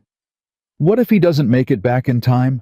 What if something happens to him on the road, and then we lose the ranch and Papa too? Nothing is going to happen to your father, Henry. You don't know that. You said that before about Mama not being supposed to happen, and then Molly's mama happened anyway. He caught himself. Our mama. Our mama. Clara knelt beside his chair, taking his hands in hers. I can't promise you nothing bad will ever happen again, Henry. That would be a lie, and I don't lie to you. But I can promise you that your father is one of the most capable men I've met, and Tom Miller's riding with him, and 30 days is enough time if everyone does their part carefully. Your part right now is helping me keep this house running while he's gone. Can you do that? Henry straightened visibly, steadying himself around the responsibility she'd handed him. Yes, ma'am. Good, because Molly's going to need you steady even if you don't feel steady yourself. That's what older brothers are for. Is that what you did for your mother before she— I was the only child. Nobody to be steady for but myself. Clara squeezed his hands once. Which is exactly why I know how much it helps to have somebody else in the house who isn't falling apart even when everything else is.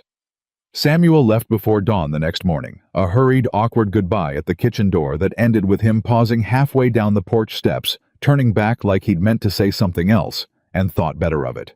Watch the place, he said instead. And watch yourself. If Mallory comes around again, I can handle Edward Mallory. I know you can. I still don't like leaving you to handle him alone. You're not leaving me alone. You're leaving me with 2 children who need looking after and a house that needs running same as you hired me for.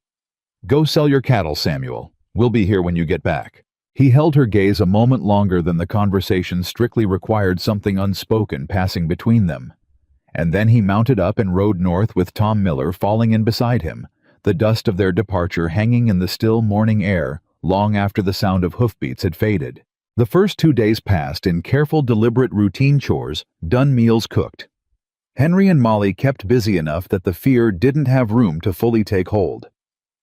It was the 3rd day with no word from Samuel, and the deadline shrinking by the hour, that trouble found its way back to the ranch in the form of Edward Mallory's carriage rattling up the lane once more.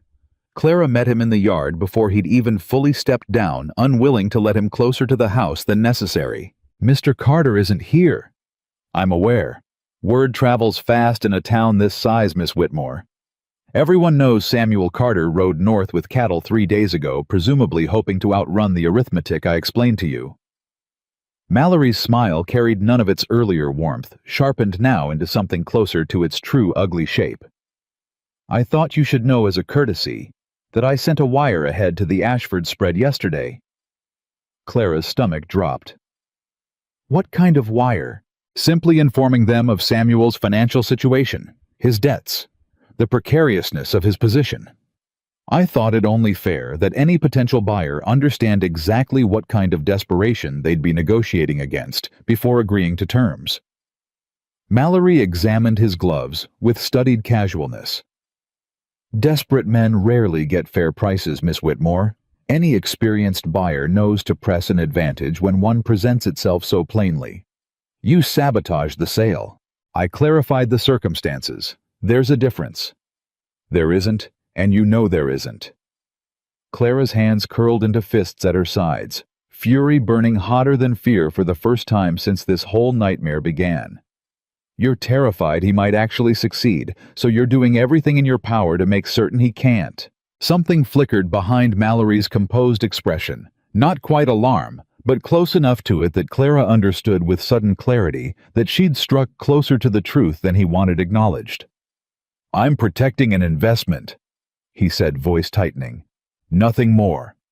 You're a coward hiding behind paperwork because you know you couldn't win a fair fight. The words landed harder than she'd intended, and for just a moment, something raw and furious cracked through Mallory's carefully maintained veneer. Careful, Miss Whitmore. I've been remarkably patient with you, given how thoroughly you've insulted me at every opportunity since we met. That patience has limits. Are you threatening me? I'm reminding you of the arithmetic. 27 days remain. If Samuel returns from Ashford with nothing or with a price undercut by the information I've provided, this land becomes mine regardless of how many insults you've hurled at me in the meantime. He climbed back into his carriage, jaw-tight composure only partially reassembled. You might consider in the time remaining whether pride is truly worth the cost you're about to pay for it." He drove off before she could respond, and Clara stood in the yard shaking, not entirely from fear this time. Fury had crowded in alongside it. Fierce and unfamiliar, the particular rage of watching someone deliberately sabotage a family's last hope out of nothing more than wounded vanity and greed. Henry had watched the entire exchange from the porch, and when Clara turned, his face was pale. "He sabotaged Papa's deal. I don't know for certain yet. We won't know until your father gets back." "That's why he's not back yet. Something went wrong up there, didn't it?" Clara didn't have an honest answer that wouldn't frighten him further, so she said nothing, and the silence stretched long enough that Henry understood it as confirmation regardless. Samuel returned on the 5th day, dust-covered and grim. Tom Miller riding beside him with an expression that told the story before either man said a word. Clara met them in the yard, heart-hammering, searching Samuel's face for some sign of the outcome. "Well, Ashford knew everything before we even arrived." Samuel dismounted heavily, moving like a man who'd aged years in 5 days. "Every detail of the mortgage, the timeline, the fact that I'm desperate to sell before a deadline. Somebody made certain of that. Mallory. Had to be. Nobody else knew the particulars." Samuel's jaw worked, fury and exhaustion tangled together. "Ashford offered half of what the cattle were worth, half Clara, because he knew I couldn't afford to walk away and try elsewhere with the clock running out." "Did you take it?" "I had to. Half of something is better than all of nothing, and I didn't have time left to shop the herd around to another buyer." Samuel pulled a folded bank draft from his coat, holding it out like it weighed considerably more than paper should. "It's not enough, Clara. Even with everything I had saved, besides, it's not enough to bring the note current. We're still short. Considerably short." The words hit harder than Clara expected. Some fragile hope she hadn't realized she was still carrying crumbling all at once. "How short?" "Almost $400 short. Might as well be 4,000 for all the difference it makes. I don't have it, and I don't know where I'd find it in 25 days. Molly appeared in the doorway, just in time to hear the number, her small face crumpling with the particular fear of a child who understood, even without fully grasping the arithmetic, that something terrible was about to happen to the only home she remembered. "Are we going to lose the ranch?" Nobody answered right away, and the silence was its own kind of confirmation, heavier than any words could have been. "Papa," Molly's voice cracked. "Are we?" Samuel crossed the yard and crouched down to her level, exhaustion and fear visibly warring with the need to steady his daughter. "I'm going to do everything I possibly can to make sure that doesn't happen, Molly. I promise you that." That's not the same as saying no. 6 years old, and already she understood the difference between a promise to try and a promise of certainty. Samuel had no answer for that kind of clarity, and Clara watched him struggle to find words that wouldn't feel like a lie, watched the toll of the last 5 days catch up to him all at once, in the slump of his shoulders. That night, after the children had finally been coaxed to sleep, despite their fear, Clara found Samuel sitting alone on the porch steps in the dark, the bank draft still crumpled in one fist. $400, he said, not looking up as she sat beside him. "I've spent 2 years telling myself I was managing, that I was keeping this family afloat well enough, and it turns out I was one bad winter and one greedy man away from losing everything the whole time."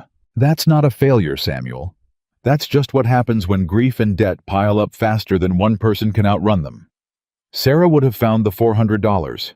She always knew how to stretch what we had further than I ever could. Sarah isn't here, and comparing yourself to a memory isn't going to conjure $400 out of the dark. Clara's voice came out sharper than she intended, though not unkindly. What matters now is what we do with the 25 days we've got left, not what a dead woman might have managed differently. Samuel flinched at the bluntness, but something in his expression suggested he needed exactly that. Needed someone unwilling to let him drown in comparison and self-pity when there was still time left to fight. "You're right," he said finally. "What do we do?" "I've been thinking about it since you left. There's a way, but you're not going to like it. At this point, Clara, I'll consider anything short of handing you over to that man. I want to write to my cousin in California. Samuel looked at her confusion cutting through the exhaustion. "I thought you had no way to reach him. No address, no certainty he'd even respond." "I don't have a current address, no. But I know the name of his store, and I know the town, and a letter addressed plainly enough might find him even without the particulars. It's a gamble, and it would take weeks to get any response, even if it worked, which is longer than we have." She took a breath, steadying herself for what came next. "But I also have something else. My mother's ring. It's not worth $400 outright, but combined with what you've already got from the cattle sale, it might close enough of the gap that a bank in Denver would extend different terms, or that another lender might buy out the note from Mallory before he can call it." "Clara, no. That ring is the only thing you have left of her." "It's a ring, Samuel. It's gold, and a small stone, and a memory, and none of those things keep two children in the only home they've ever known." Her voice wavered despite her best effort to keep it steady. "I've already lost my mother. I'm not losing this family too. Not when I've got something in my possession that might help save it. I won't let you sell it. You don't get to decide that. It's mine to sell, and I've already made up my mind." They sat in tense silence for a long moment, the argument hanging unresolved between them, until Samuel finally exhaled and dropped his head into his hands. "I hate this," he said muffled. "I hate that the only options left to us involve you giving up something precious or me watching my children lose their home. I hate that I couldn't manage this on my own, and I hate that Mallory's greed has backed an entire family into choosing between two kinds of loss." "Then let's find a third option instead of hating the two bad ones we've already got." Samuel lifted his head, something in his exhausted expression sharpening with sudden attention. "What third option?" "I don't know yet. But we've got 25 days a ring, whatever's left from the cattle sale, and two people who refuse to simply accept defeat without exhausting every possibility first. That's not nothing, Samuel. That's considerably more than most people facing this exact situation would have." He studied her for a long moment in the darkness, something shifting behind his eyes that had nothing to do with money or mortgages or ticking clocks. "You are the most stubborn woman I have ever met." "I've been told that before, usually as an insult. I don't mean it as one."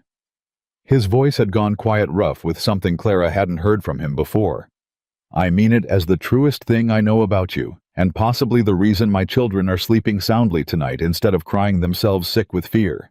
The air between them shifted, charged with something neither of them had acknowledged directly since that first night at the kitchen table. Clara felt her pulse quicken, felt the careful distance she'd maintained since arriving begin to feel considerably harder to hold on to. "Samuel. I know. Employer and employee. Wages and a roof, nothing else." He said it without bitterness, almost gently. "I'm not going to push past that line, Clara. I gave you my word the first night, and I meant it. But I'd be lying if I said watching you fight for this family the way you have this past week hasn't changed something in me that I don't fully know how to name yet." Clara's throat tightened, and for a long moment neither of them spoke, the porch dark and quiet around them. The weight of 25 days and everything at stake pressing down and somehow impossibly feeling lighter for having someone to carry it alongside. "We should sleep," she said finally, though she made no move to stand. "Tomorrow we ride into town. I'll sell the ring. You'll see what the bank will actually say about the balance. We keep fighting one day at a time until we run out of days or run out of options, whichever comes first. And if we run out of both, then we'll have lost knowing we tried everything instead of losing because we gave up early out of fear of what trying might cost us." She stood brushing off her skirt, aware of him watching her in the dark. "Get some sleep, Samuel. 25 days isn't much, but it's not nothing either, and I intend to use every hour of it." The trip into town the next morning carried a grim determination that even Henry and Molly seemed to sense, riding quiet in the back of the wagon, while their father and Clara sat rigid on the bench seat, neither speaking much, both braced for whatever the day might bring. The jeweler examined Clara's mother's ring, with a loop screwed into one eye, turning it slowly under the lamp on his counter, and named a figure that fell considerably short of what she'd hoped. "It's a fine piece, miss, but the stone's smaller than it looks, and the gold's not pure enough to fetch top price. I could offer you $60, perhaps $65, if you're willing to haggle." $65. a fraction of what they needed, and still Clara felt something tear loose in her chest at the thought of handing over the only physical piece of her mother she had left for a sum that wouldn't even come close to solving the problem. "I'll take 65, she said before she could talk herself out of it. Samuel's hand closed over hers on the counter, stopping her. "Clara, it's my decision, Samuel. I know it is. I'm not stopping you from making it. I just want you to be certain, because once that ring is gone, it's gone, and $65 isn't going to close a $400 gap, regardless of how badly we both wish it would."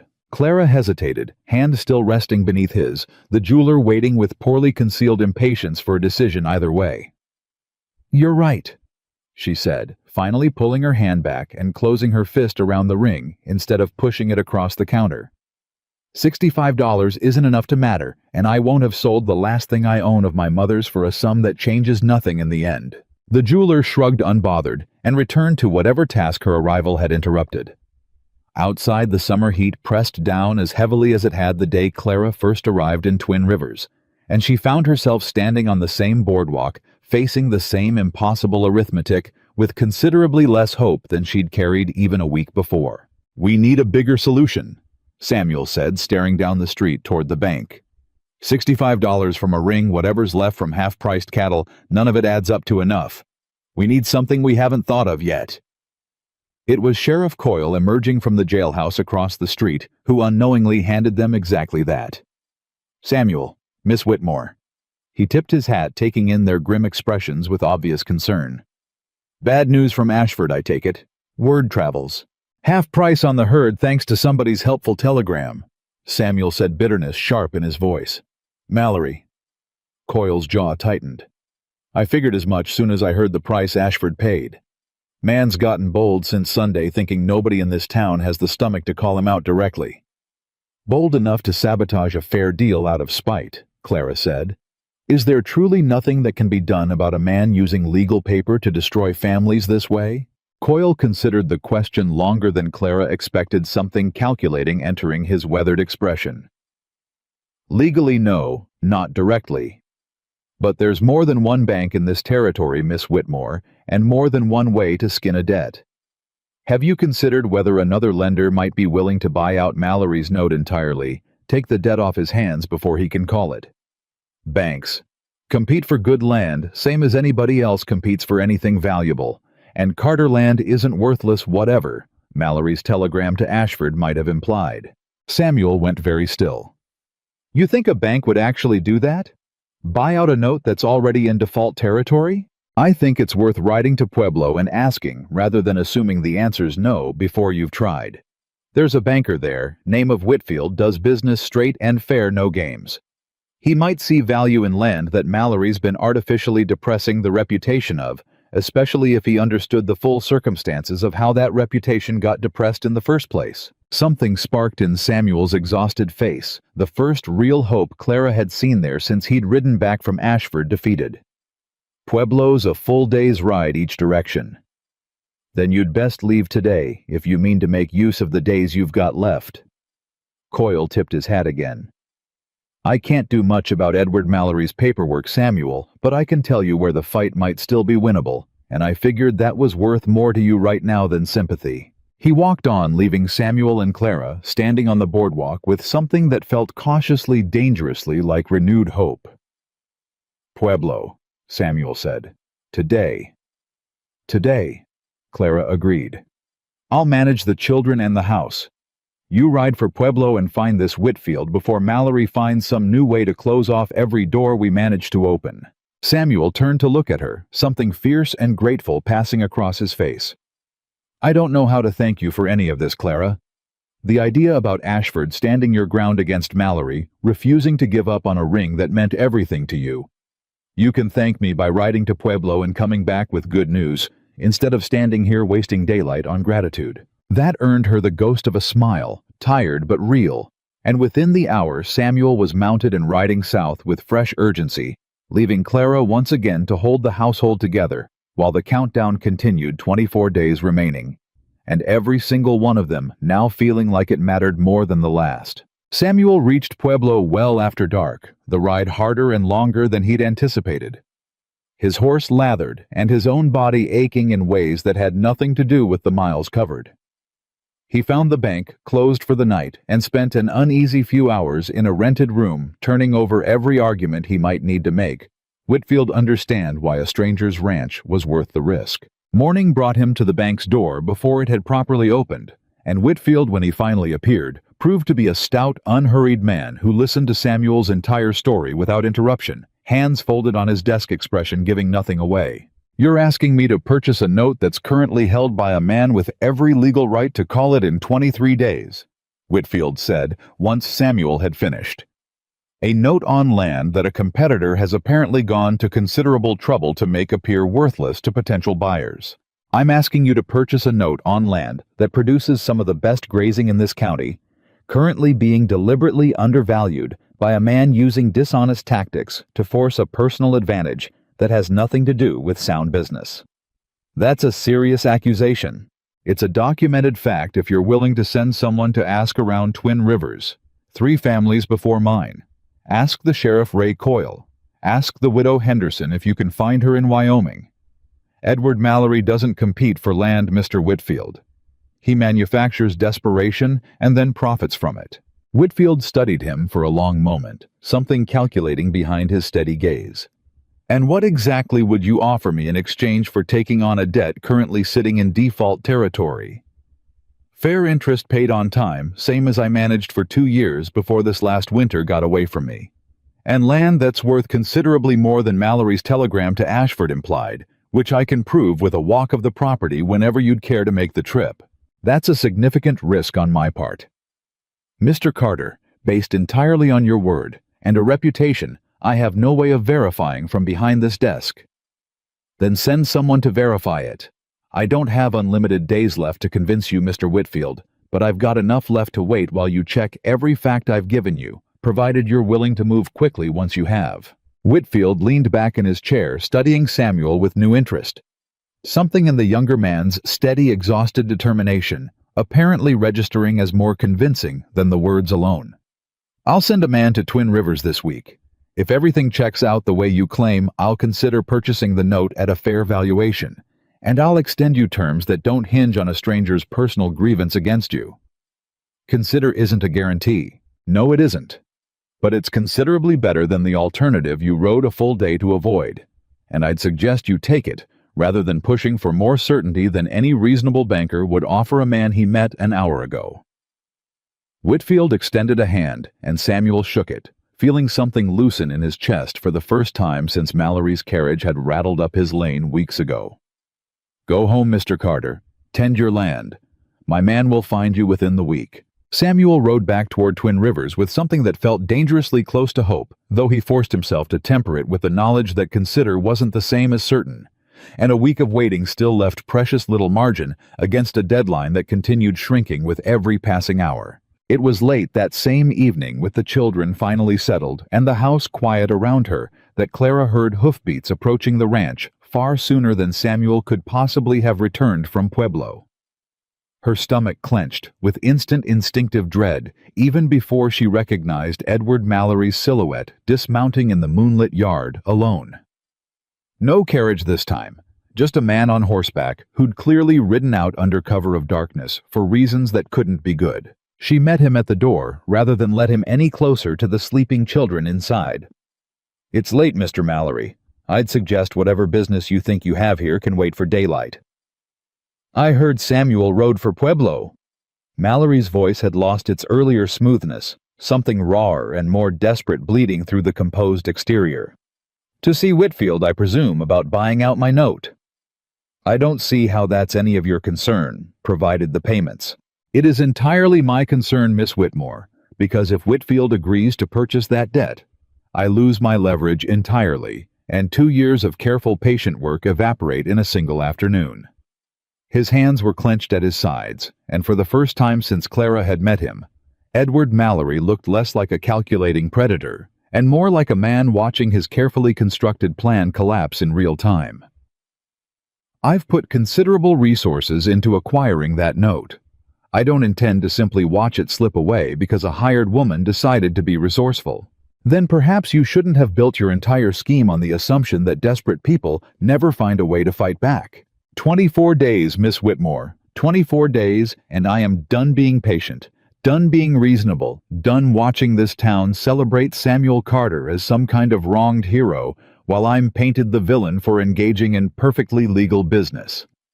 Something dangerous entered his voice, quiet and controlled in a way that frightened Clara more than any shouting could have. I am prepared to make you one final offer tonight before Samuel returns and complicates matters further with whatever arrangement he thinks he's negotiating in Pueblo. Marry me. Tomorrow, if a preacher can be found quickly enough. I will personally guarantee the note is satisfied in full.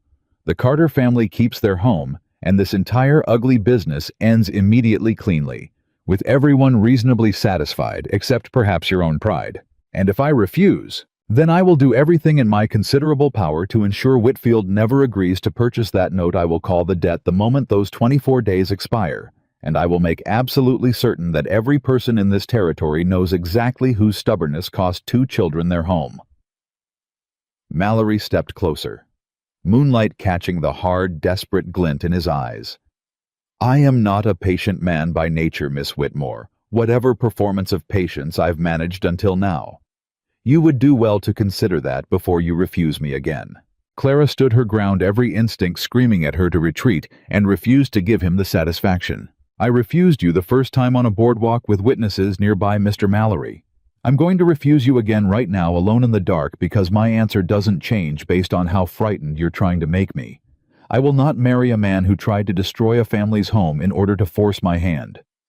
Whatever happens with Whitfield, whatever happens with your note, the answer is no. It has always been no. It will remain no.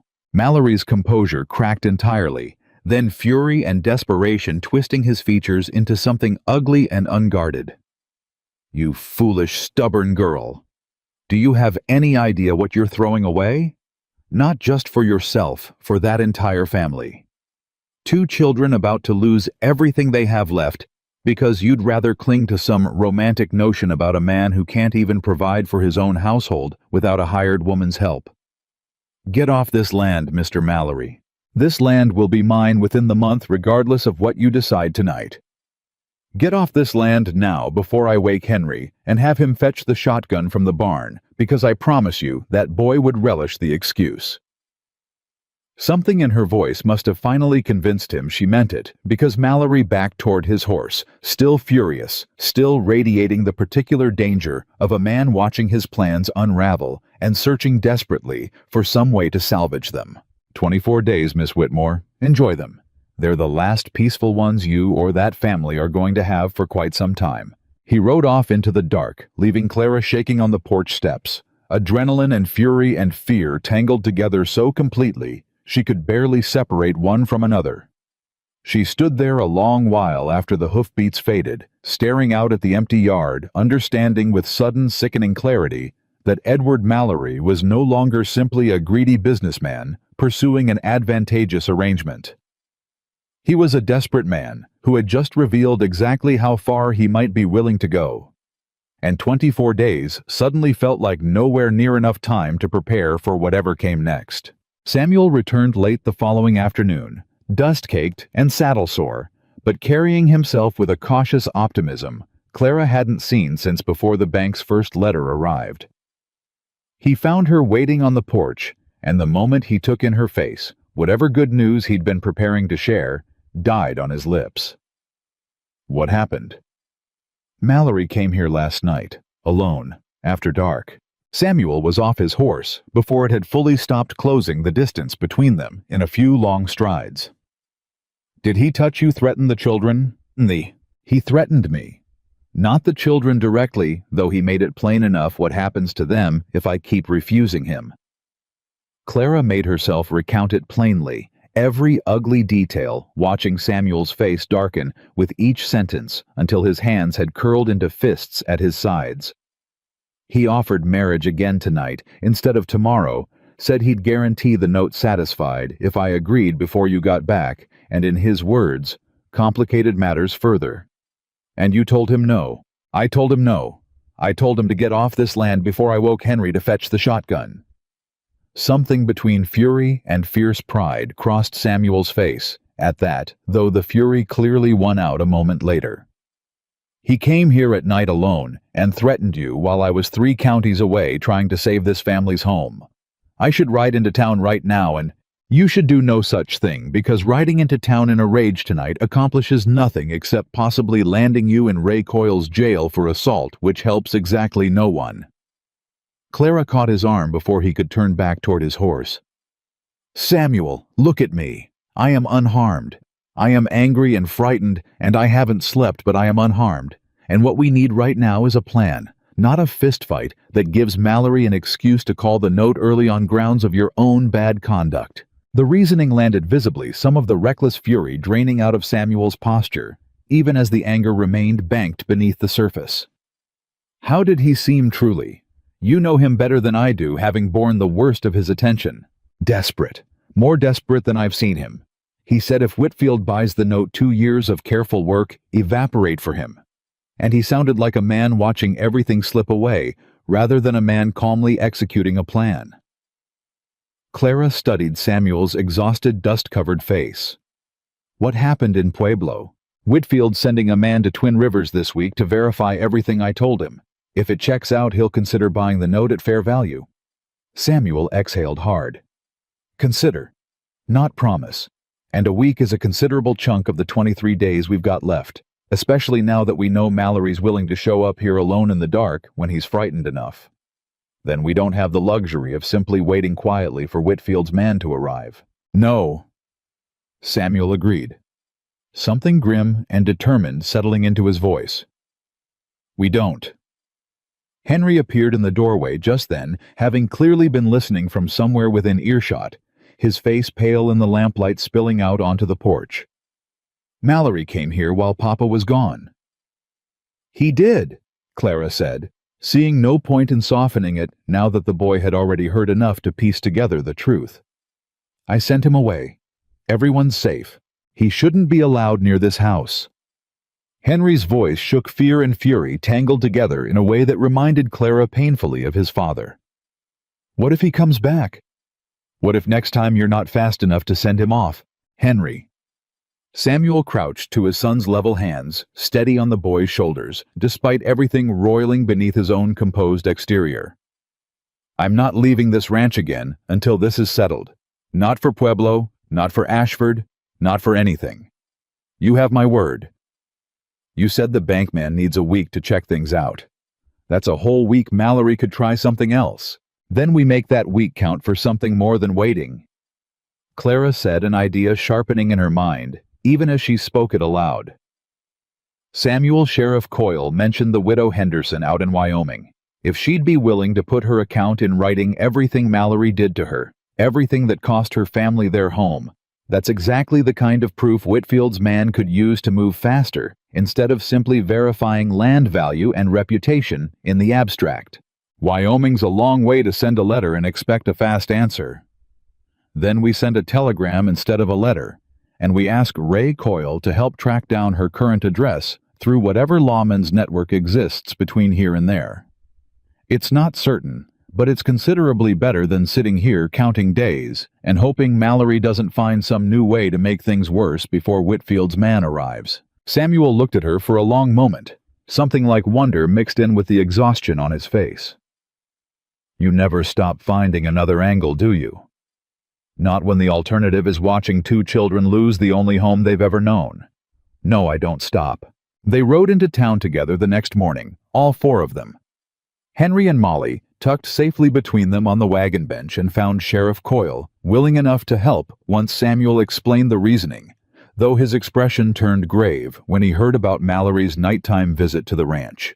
That's considerably more reckless than anything I've seen from him before, Coyle said, jaw tight. A man that desperate is a man worth watching closely. I'll send the wire to Wyoming myself today, see if I can't track down where the Hendersons settled. Thank you, Ray. Don't thank me yet. 22 days isn't much time for a telegram to find someone, get a written account back, and have it reach Whitfield's man before he's already made up his mind based on whatever he finds here in town. Coyle's expression darkened further. And there's something else you both should know since I heard it myself not an hour ago from the county clerk. Clara's stomach tightened. What? Mallory filed papers yesterday afternoon, requesting an emergency hearing before the county judge, arguing the notes already effectively in default, given how far behind the payments have run, and that further delay only increases his risk of loss.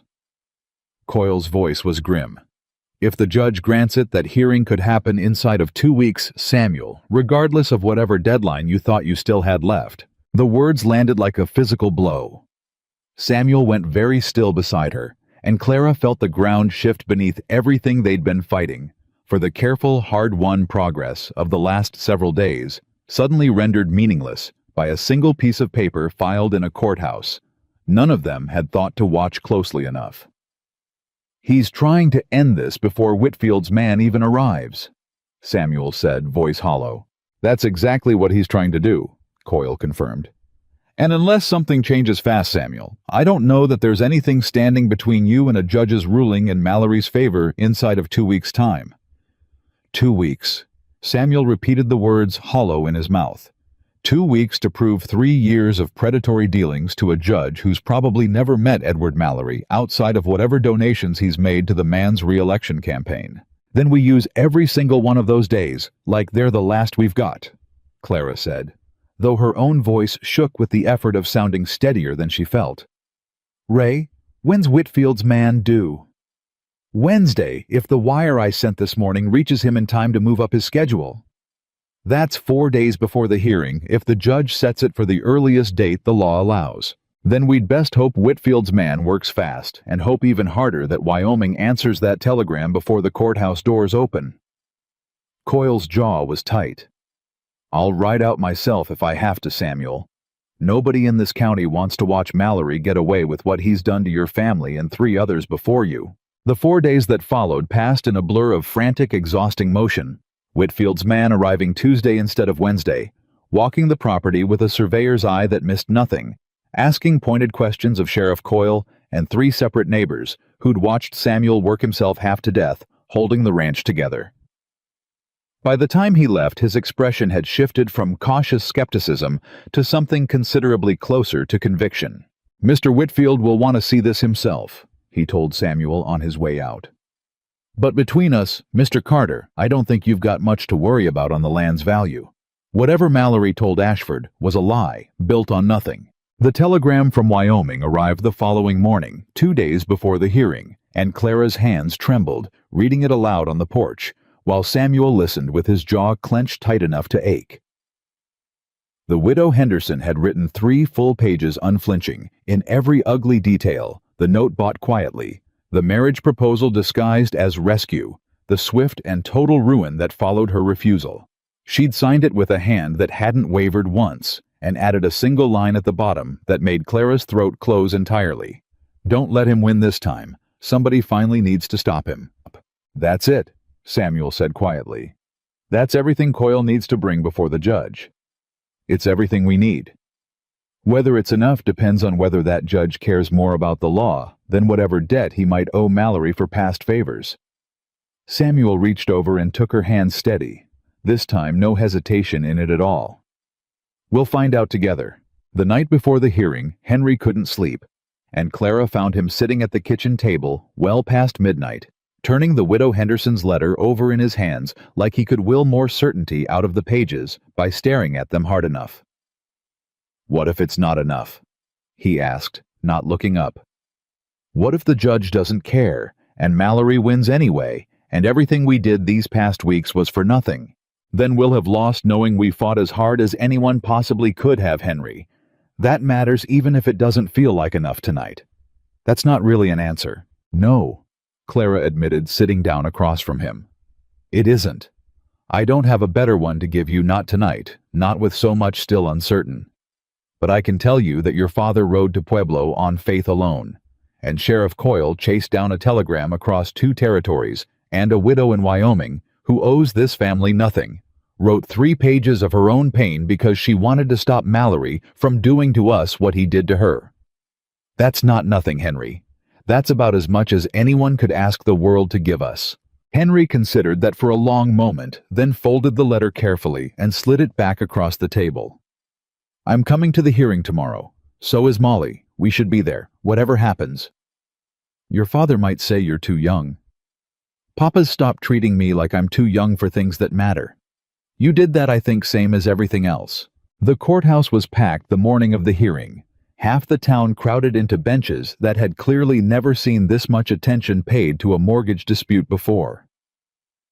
Mallory sat at his table, looking composed, immaculate, entirely unbothered by the crowd, until Sheriff Coyle rose and read the widow Henderson's letter into the record word by devastating word, and something in Mallory's careful posture began visibly to crack. Objection, Mallory's lawyer said, standing too fast. This letter is hearsay unverified, written by a woman with an obvious grudge against my client. The grudge, Judge Reyes said dryly, not looking up from the pages in front of him, appears to stem from your client buying her mortgage and proposing marriage as a condition of forgiving the debt. I'd call that motive considerably more troubling than the letter itself, Counselor. A ripple of murmurs swept the courtroom. Mallory's face had gone rigid, all his easy charm evaporated into something tight and furious. He leaned toward his lawyer, whispering something urgent, and the lawyer rose again, visibly reluctant. Your Honor, even setting the letter aside, my client maintains this is purely a business matter, and the court has no grounds to interfere with a lawfully executed note, simply because Mr. Carter has found sympathetic testimony from a disgruntled former debtor. Your Honor, he said, rising himself now, voice carefully controlled, despite the fury Clara could see simmering beneath it.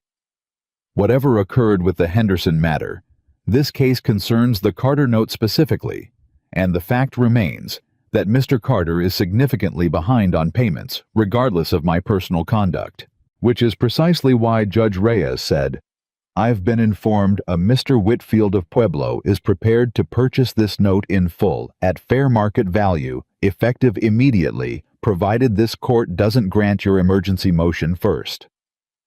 He glanced toward the back of the courtroom, where a stout man in a dark coat had risen at the mention of his name. Mr. Whitfield, I presume. I am your Honor, and I can confirm the offer stands verified and ready to close today if the court permits it. Mallory's composure finally shattered entirely.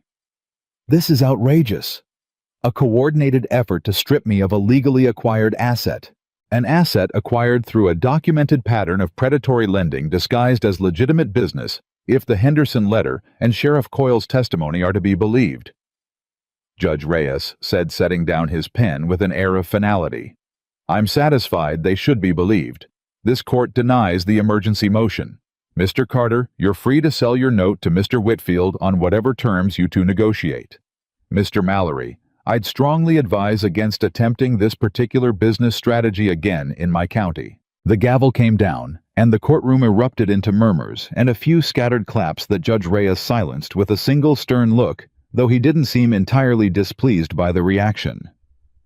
Clara felt the breath she'd been holding for weeks finally leave her body all at once, and beside her, Samuel sat frozen for a long moment before something like disbelief broke across his exhausted face.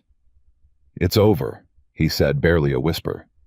Clara, it's actually over. It's over, she confirmed, and then he was pulling her into his arms, right there in the crowded courtroom, in front of half the town, in front of Henry and Molly, who'd been watching from the front row with matching expressions of stunned hope.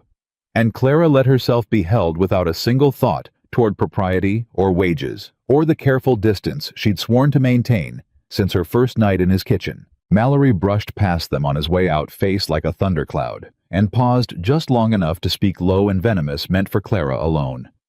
This isn't finished. Yes, it is, Clara said, meeting his eyes without flinching. It's been finished since the moment you decided threatening a woman in the dark was an acceptable business strategy. Get used to losing, Mr. Mallory.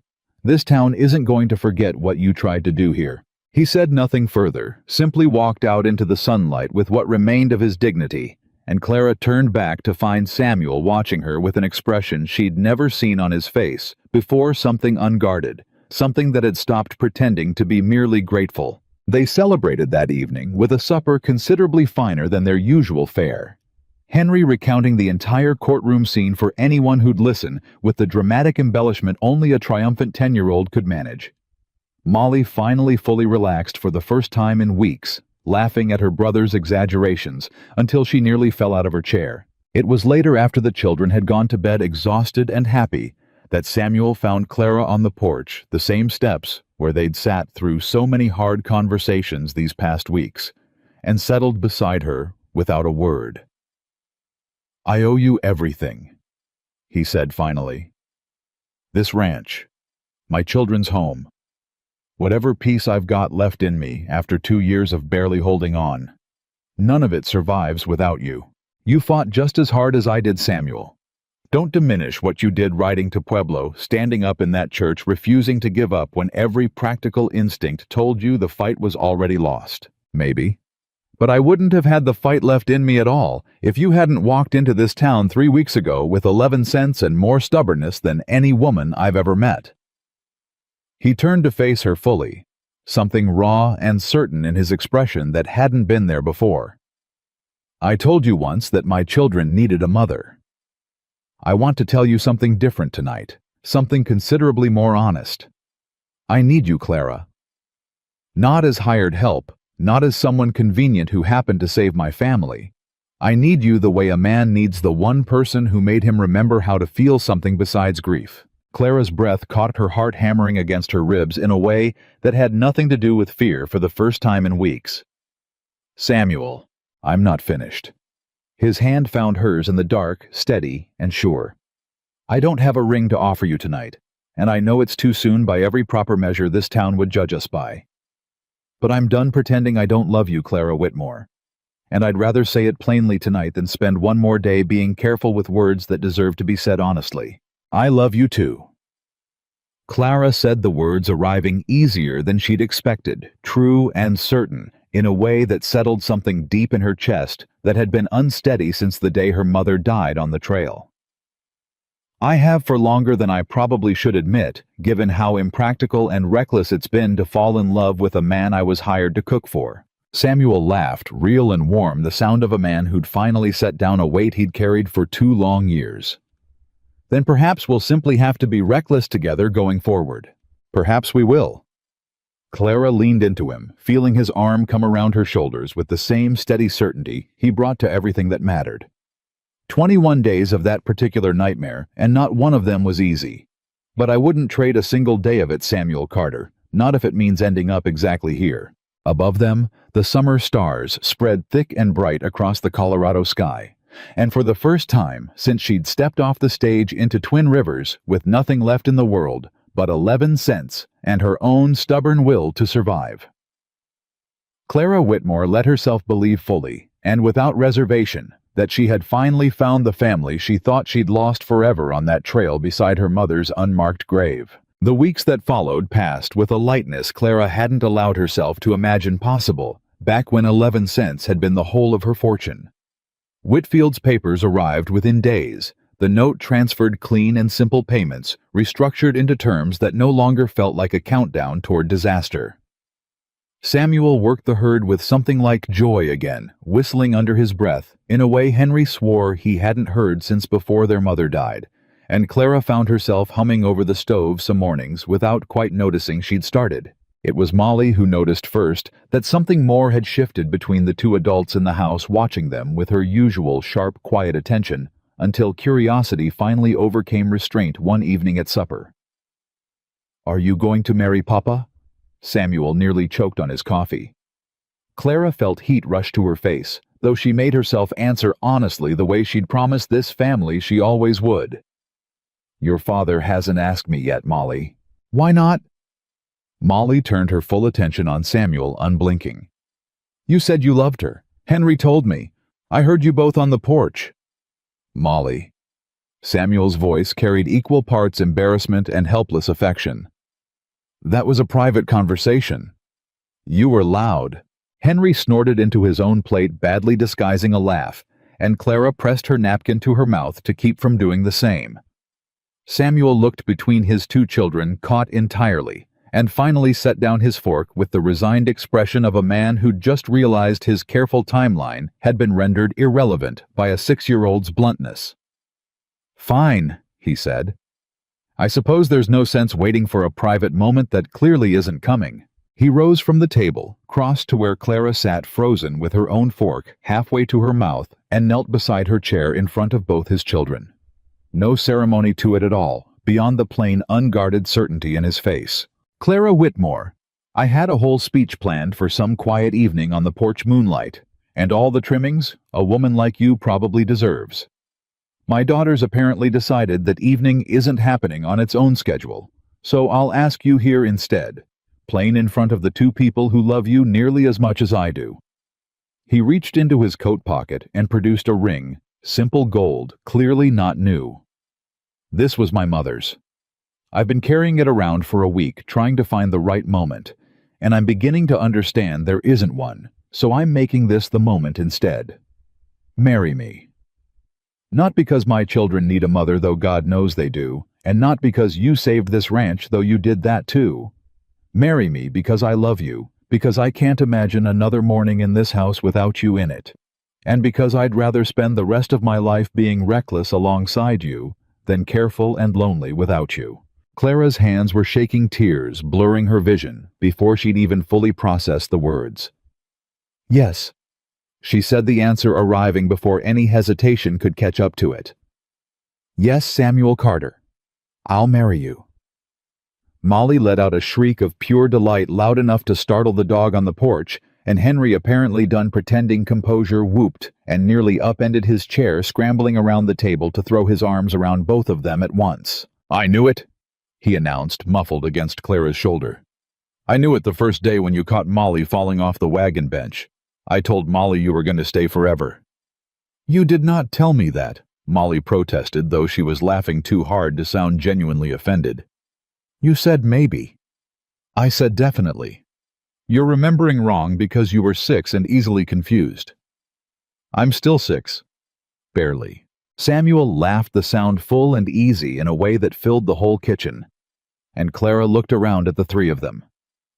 This family she'd stumbled into with nothing but 11 cents and a stubborn refusal to give up, and felt something settle into place inside her chest that had been unsteady since the day she buried her mother on the trail with no marker to show for it. News of the engagement reached Twin Rivers faster than Clara could have imagined possible, and she braced herself the following Sunday for whatever fresh judgment the congregation might have waiting on the church steps. Instead, Mrs. Abernathy approached first, lips pressed thin, clearly working herself up to something. "I understand. Congratulations are in order." "They are." Clara kept her voice even, unwilling to assume warmth where she hadn't yet earned proof of it. "I'll admit, Miss Whitmore, I judged your circumstances rather harshly when you first arrived. A woman with no family living unchaperoned under a widower's roof, it looked exactly like the kind of trouble this town warns its daughters against." Mrs. Abernathy's expression softened by a fraction, grudging but genuine. "I was wrong. Watching what you did for that family standing against a man half this town was too frightened to name outright that took more character than I gave you credit for. I hope you'll accept my apology along with my congratulations." "I accept both, Mrs. Abernathy. Thank you." Even Mrs. Pruitt, cornering her near the mercantile later that same day, offered something that might have been the closest thing to warmth the woman's brusque nature could manage. $4, she said without preamble. "That's what Samuel Carter paid to settle your debt the day you arrived in this town. I remember thinking he'd lost his senses throwing money at a stranger like that." She shook her head, something almost fond flickering across her sharp features. "Turns out, it was the best $4 that man ever spent. I'll expect an invitation to the wedding. Miss Whitmore and I intend to bring a cake, whether you ask for one or not." The wedding took place 3 weeks later. Small and simple, held in the same church, where half the town had once whispered about her arrival with such suspicion. Mrs. Pruitt, true to her word, brought a cake she'd baked herself, muttering something about how she supposed the girl had turned out steadier than she'd first appeared. Mrs. Abernathy sat stiffly in a back pew, though even she offered a tight, genuine smile when the preacher pronounced them married. Sheriff Coyle stood near the door, the entire ceremony arms crossed, looking as satisfied as Clara had ever seen him, as though watching Edward Mallory's careful scheme collapse into a wedding he could attend was its own particular kind of justice. Mallory himself had left Twin Rivers within a month of the hearing, selling his mercantile at a considerable loss, and moving on to some other territory where his particular talents for manufactured desperation hadn't yet worn thin. Nobody in town mourned his absence, and Clara found she thought of him rarely. The fear he'd once inspired, shrinking smaller with every passing week until it barely registered as more than a bad memory from a harder time. Molly wore a new dress for the wedding, insisted upon walking down the aisle, scattering flower petals with the solemn seriousness of a girl who understood exactly how important her job was. And Henry stood beside his father as the closest thing to a best man a 10-year-old could manage, beaming through the entire ceremony without a trace of his old caution. It was that evening back at the ranch, with the last of the wedding guests finally gone and the house settling into quiet, that Molly climbed into Clara's lap on the porch swing, still in her flower-petal dress, drowsy and content in the way children get after a long day full of excitement. "Can I call you Mama now?" she asked, voice already half claimed by sleep. "Since you're really staying forever now, officially." Clara's throat tightened, the word landing somewhere deep and permanent in her chest. "I would like that very much, Molly." "Good." The girl burrowed closer, eyes already closing. "Because I've been wanting to call you that for weeks, but Henry said I should wait until it was official, so nobody would think I was rushing you."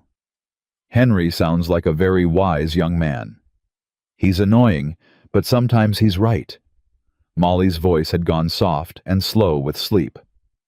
"Good night, Mama." The word hung in the summer air between them, simple and enormous all at once, and Clara held the sleeping girl close, looking up to find Samuel watching from the doorway with an expression that told her he'd heard every word. He crossed to sit beside her on the swing, careful not to jostle Molly. And Henry appeared a moment later, settling on the porch steps below them with the easy comfort of a boy who'd finally fully stopped bracing for the next disaster. 12 weeks ago, Samuel said quietly, watching the last of the summer light fade over the ridge. "I was a man who'd forgotten how to feel much of anything, except tired and afraid for his children's future. 12 weeks, and here we are." "Here we are," Clara agreed, Molly's small weight warm and solid against her chest. Henry's shoulder leaning back against her knee, Samuel's hand finding hers on the worn wood of the swing between them. A family built out of a stranger's 11 cents and a boy's blunt question on a boardwalk in Twin Rivers.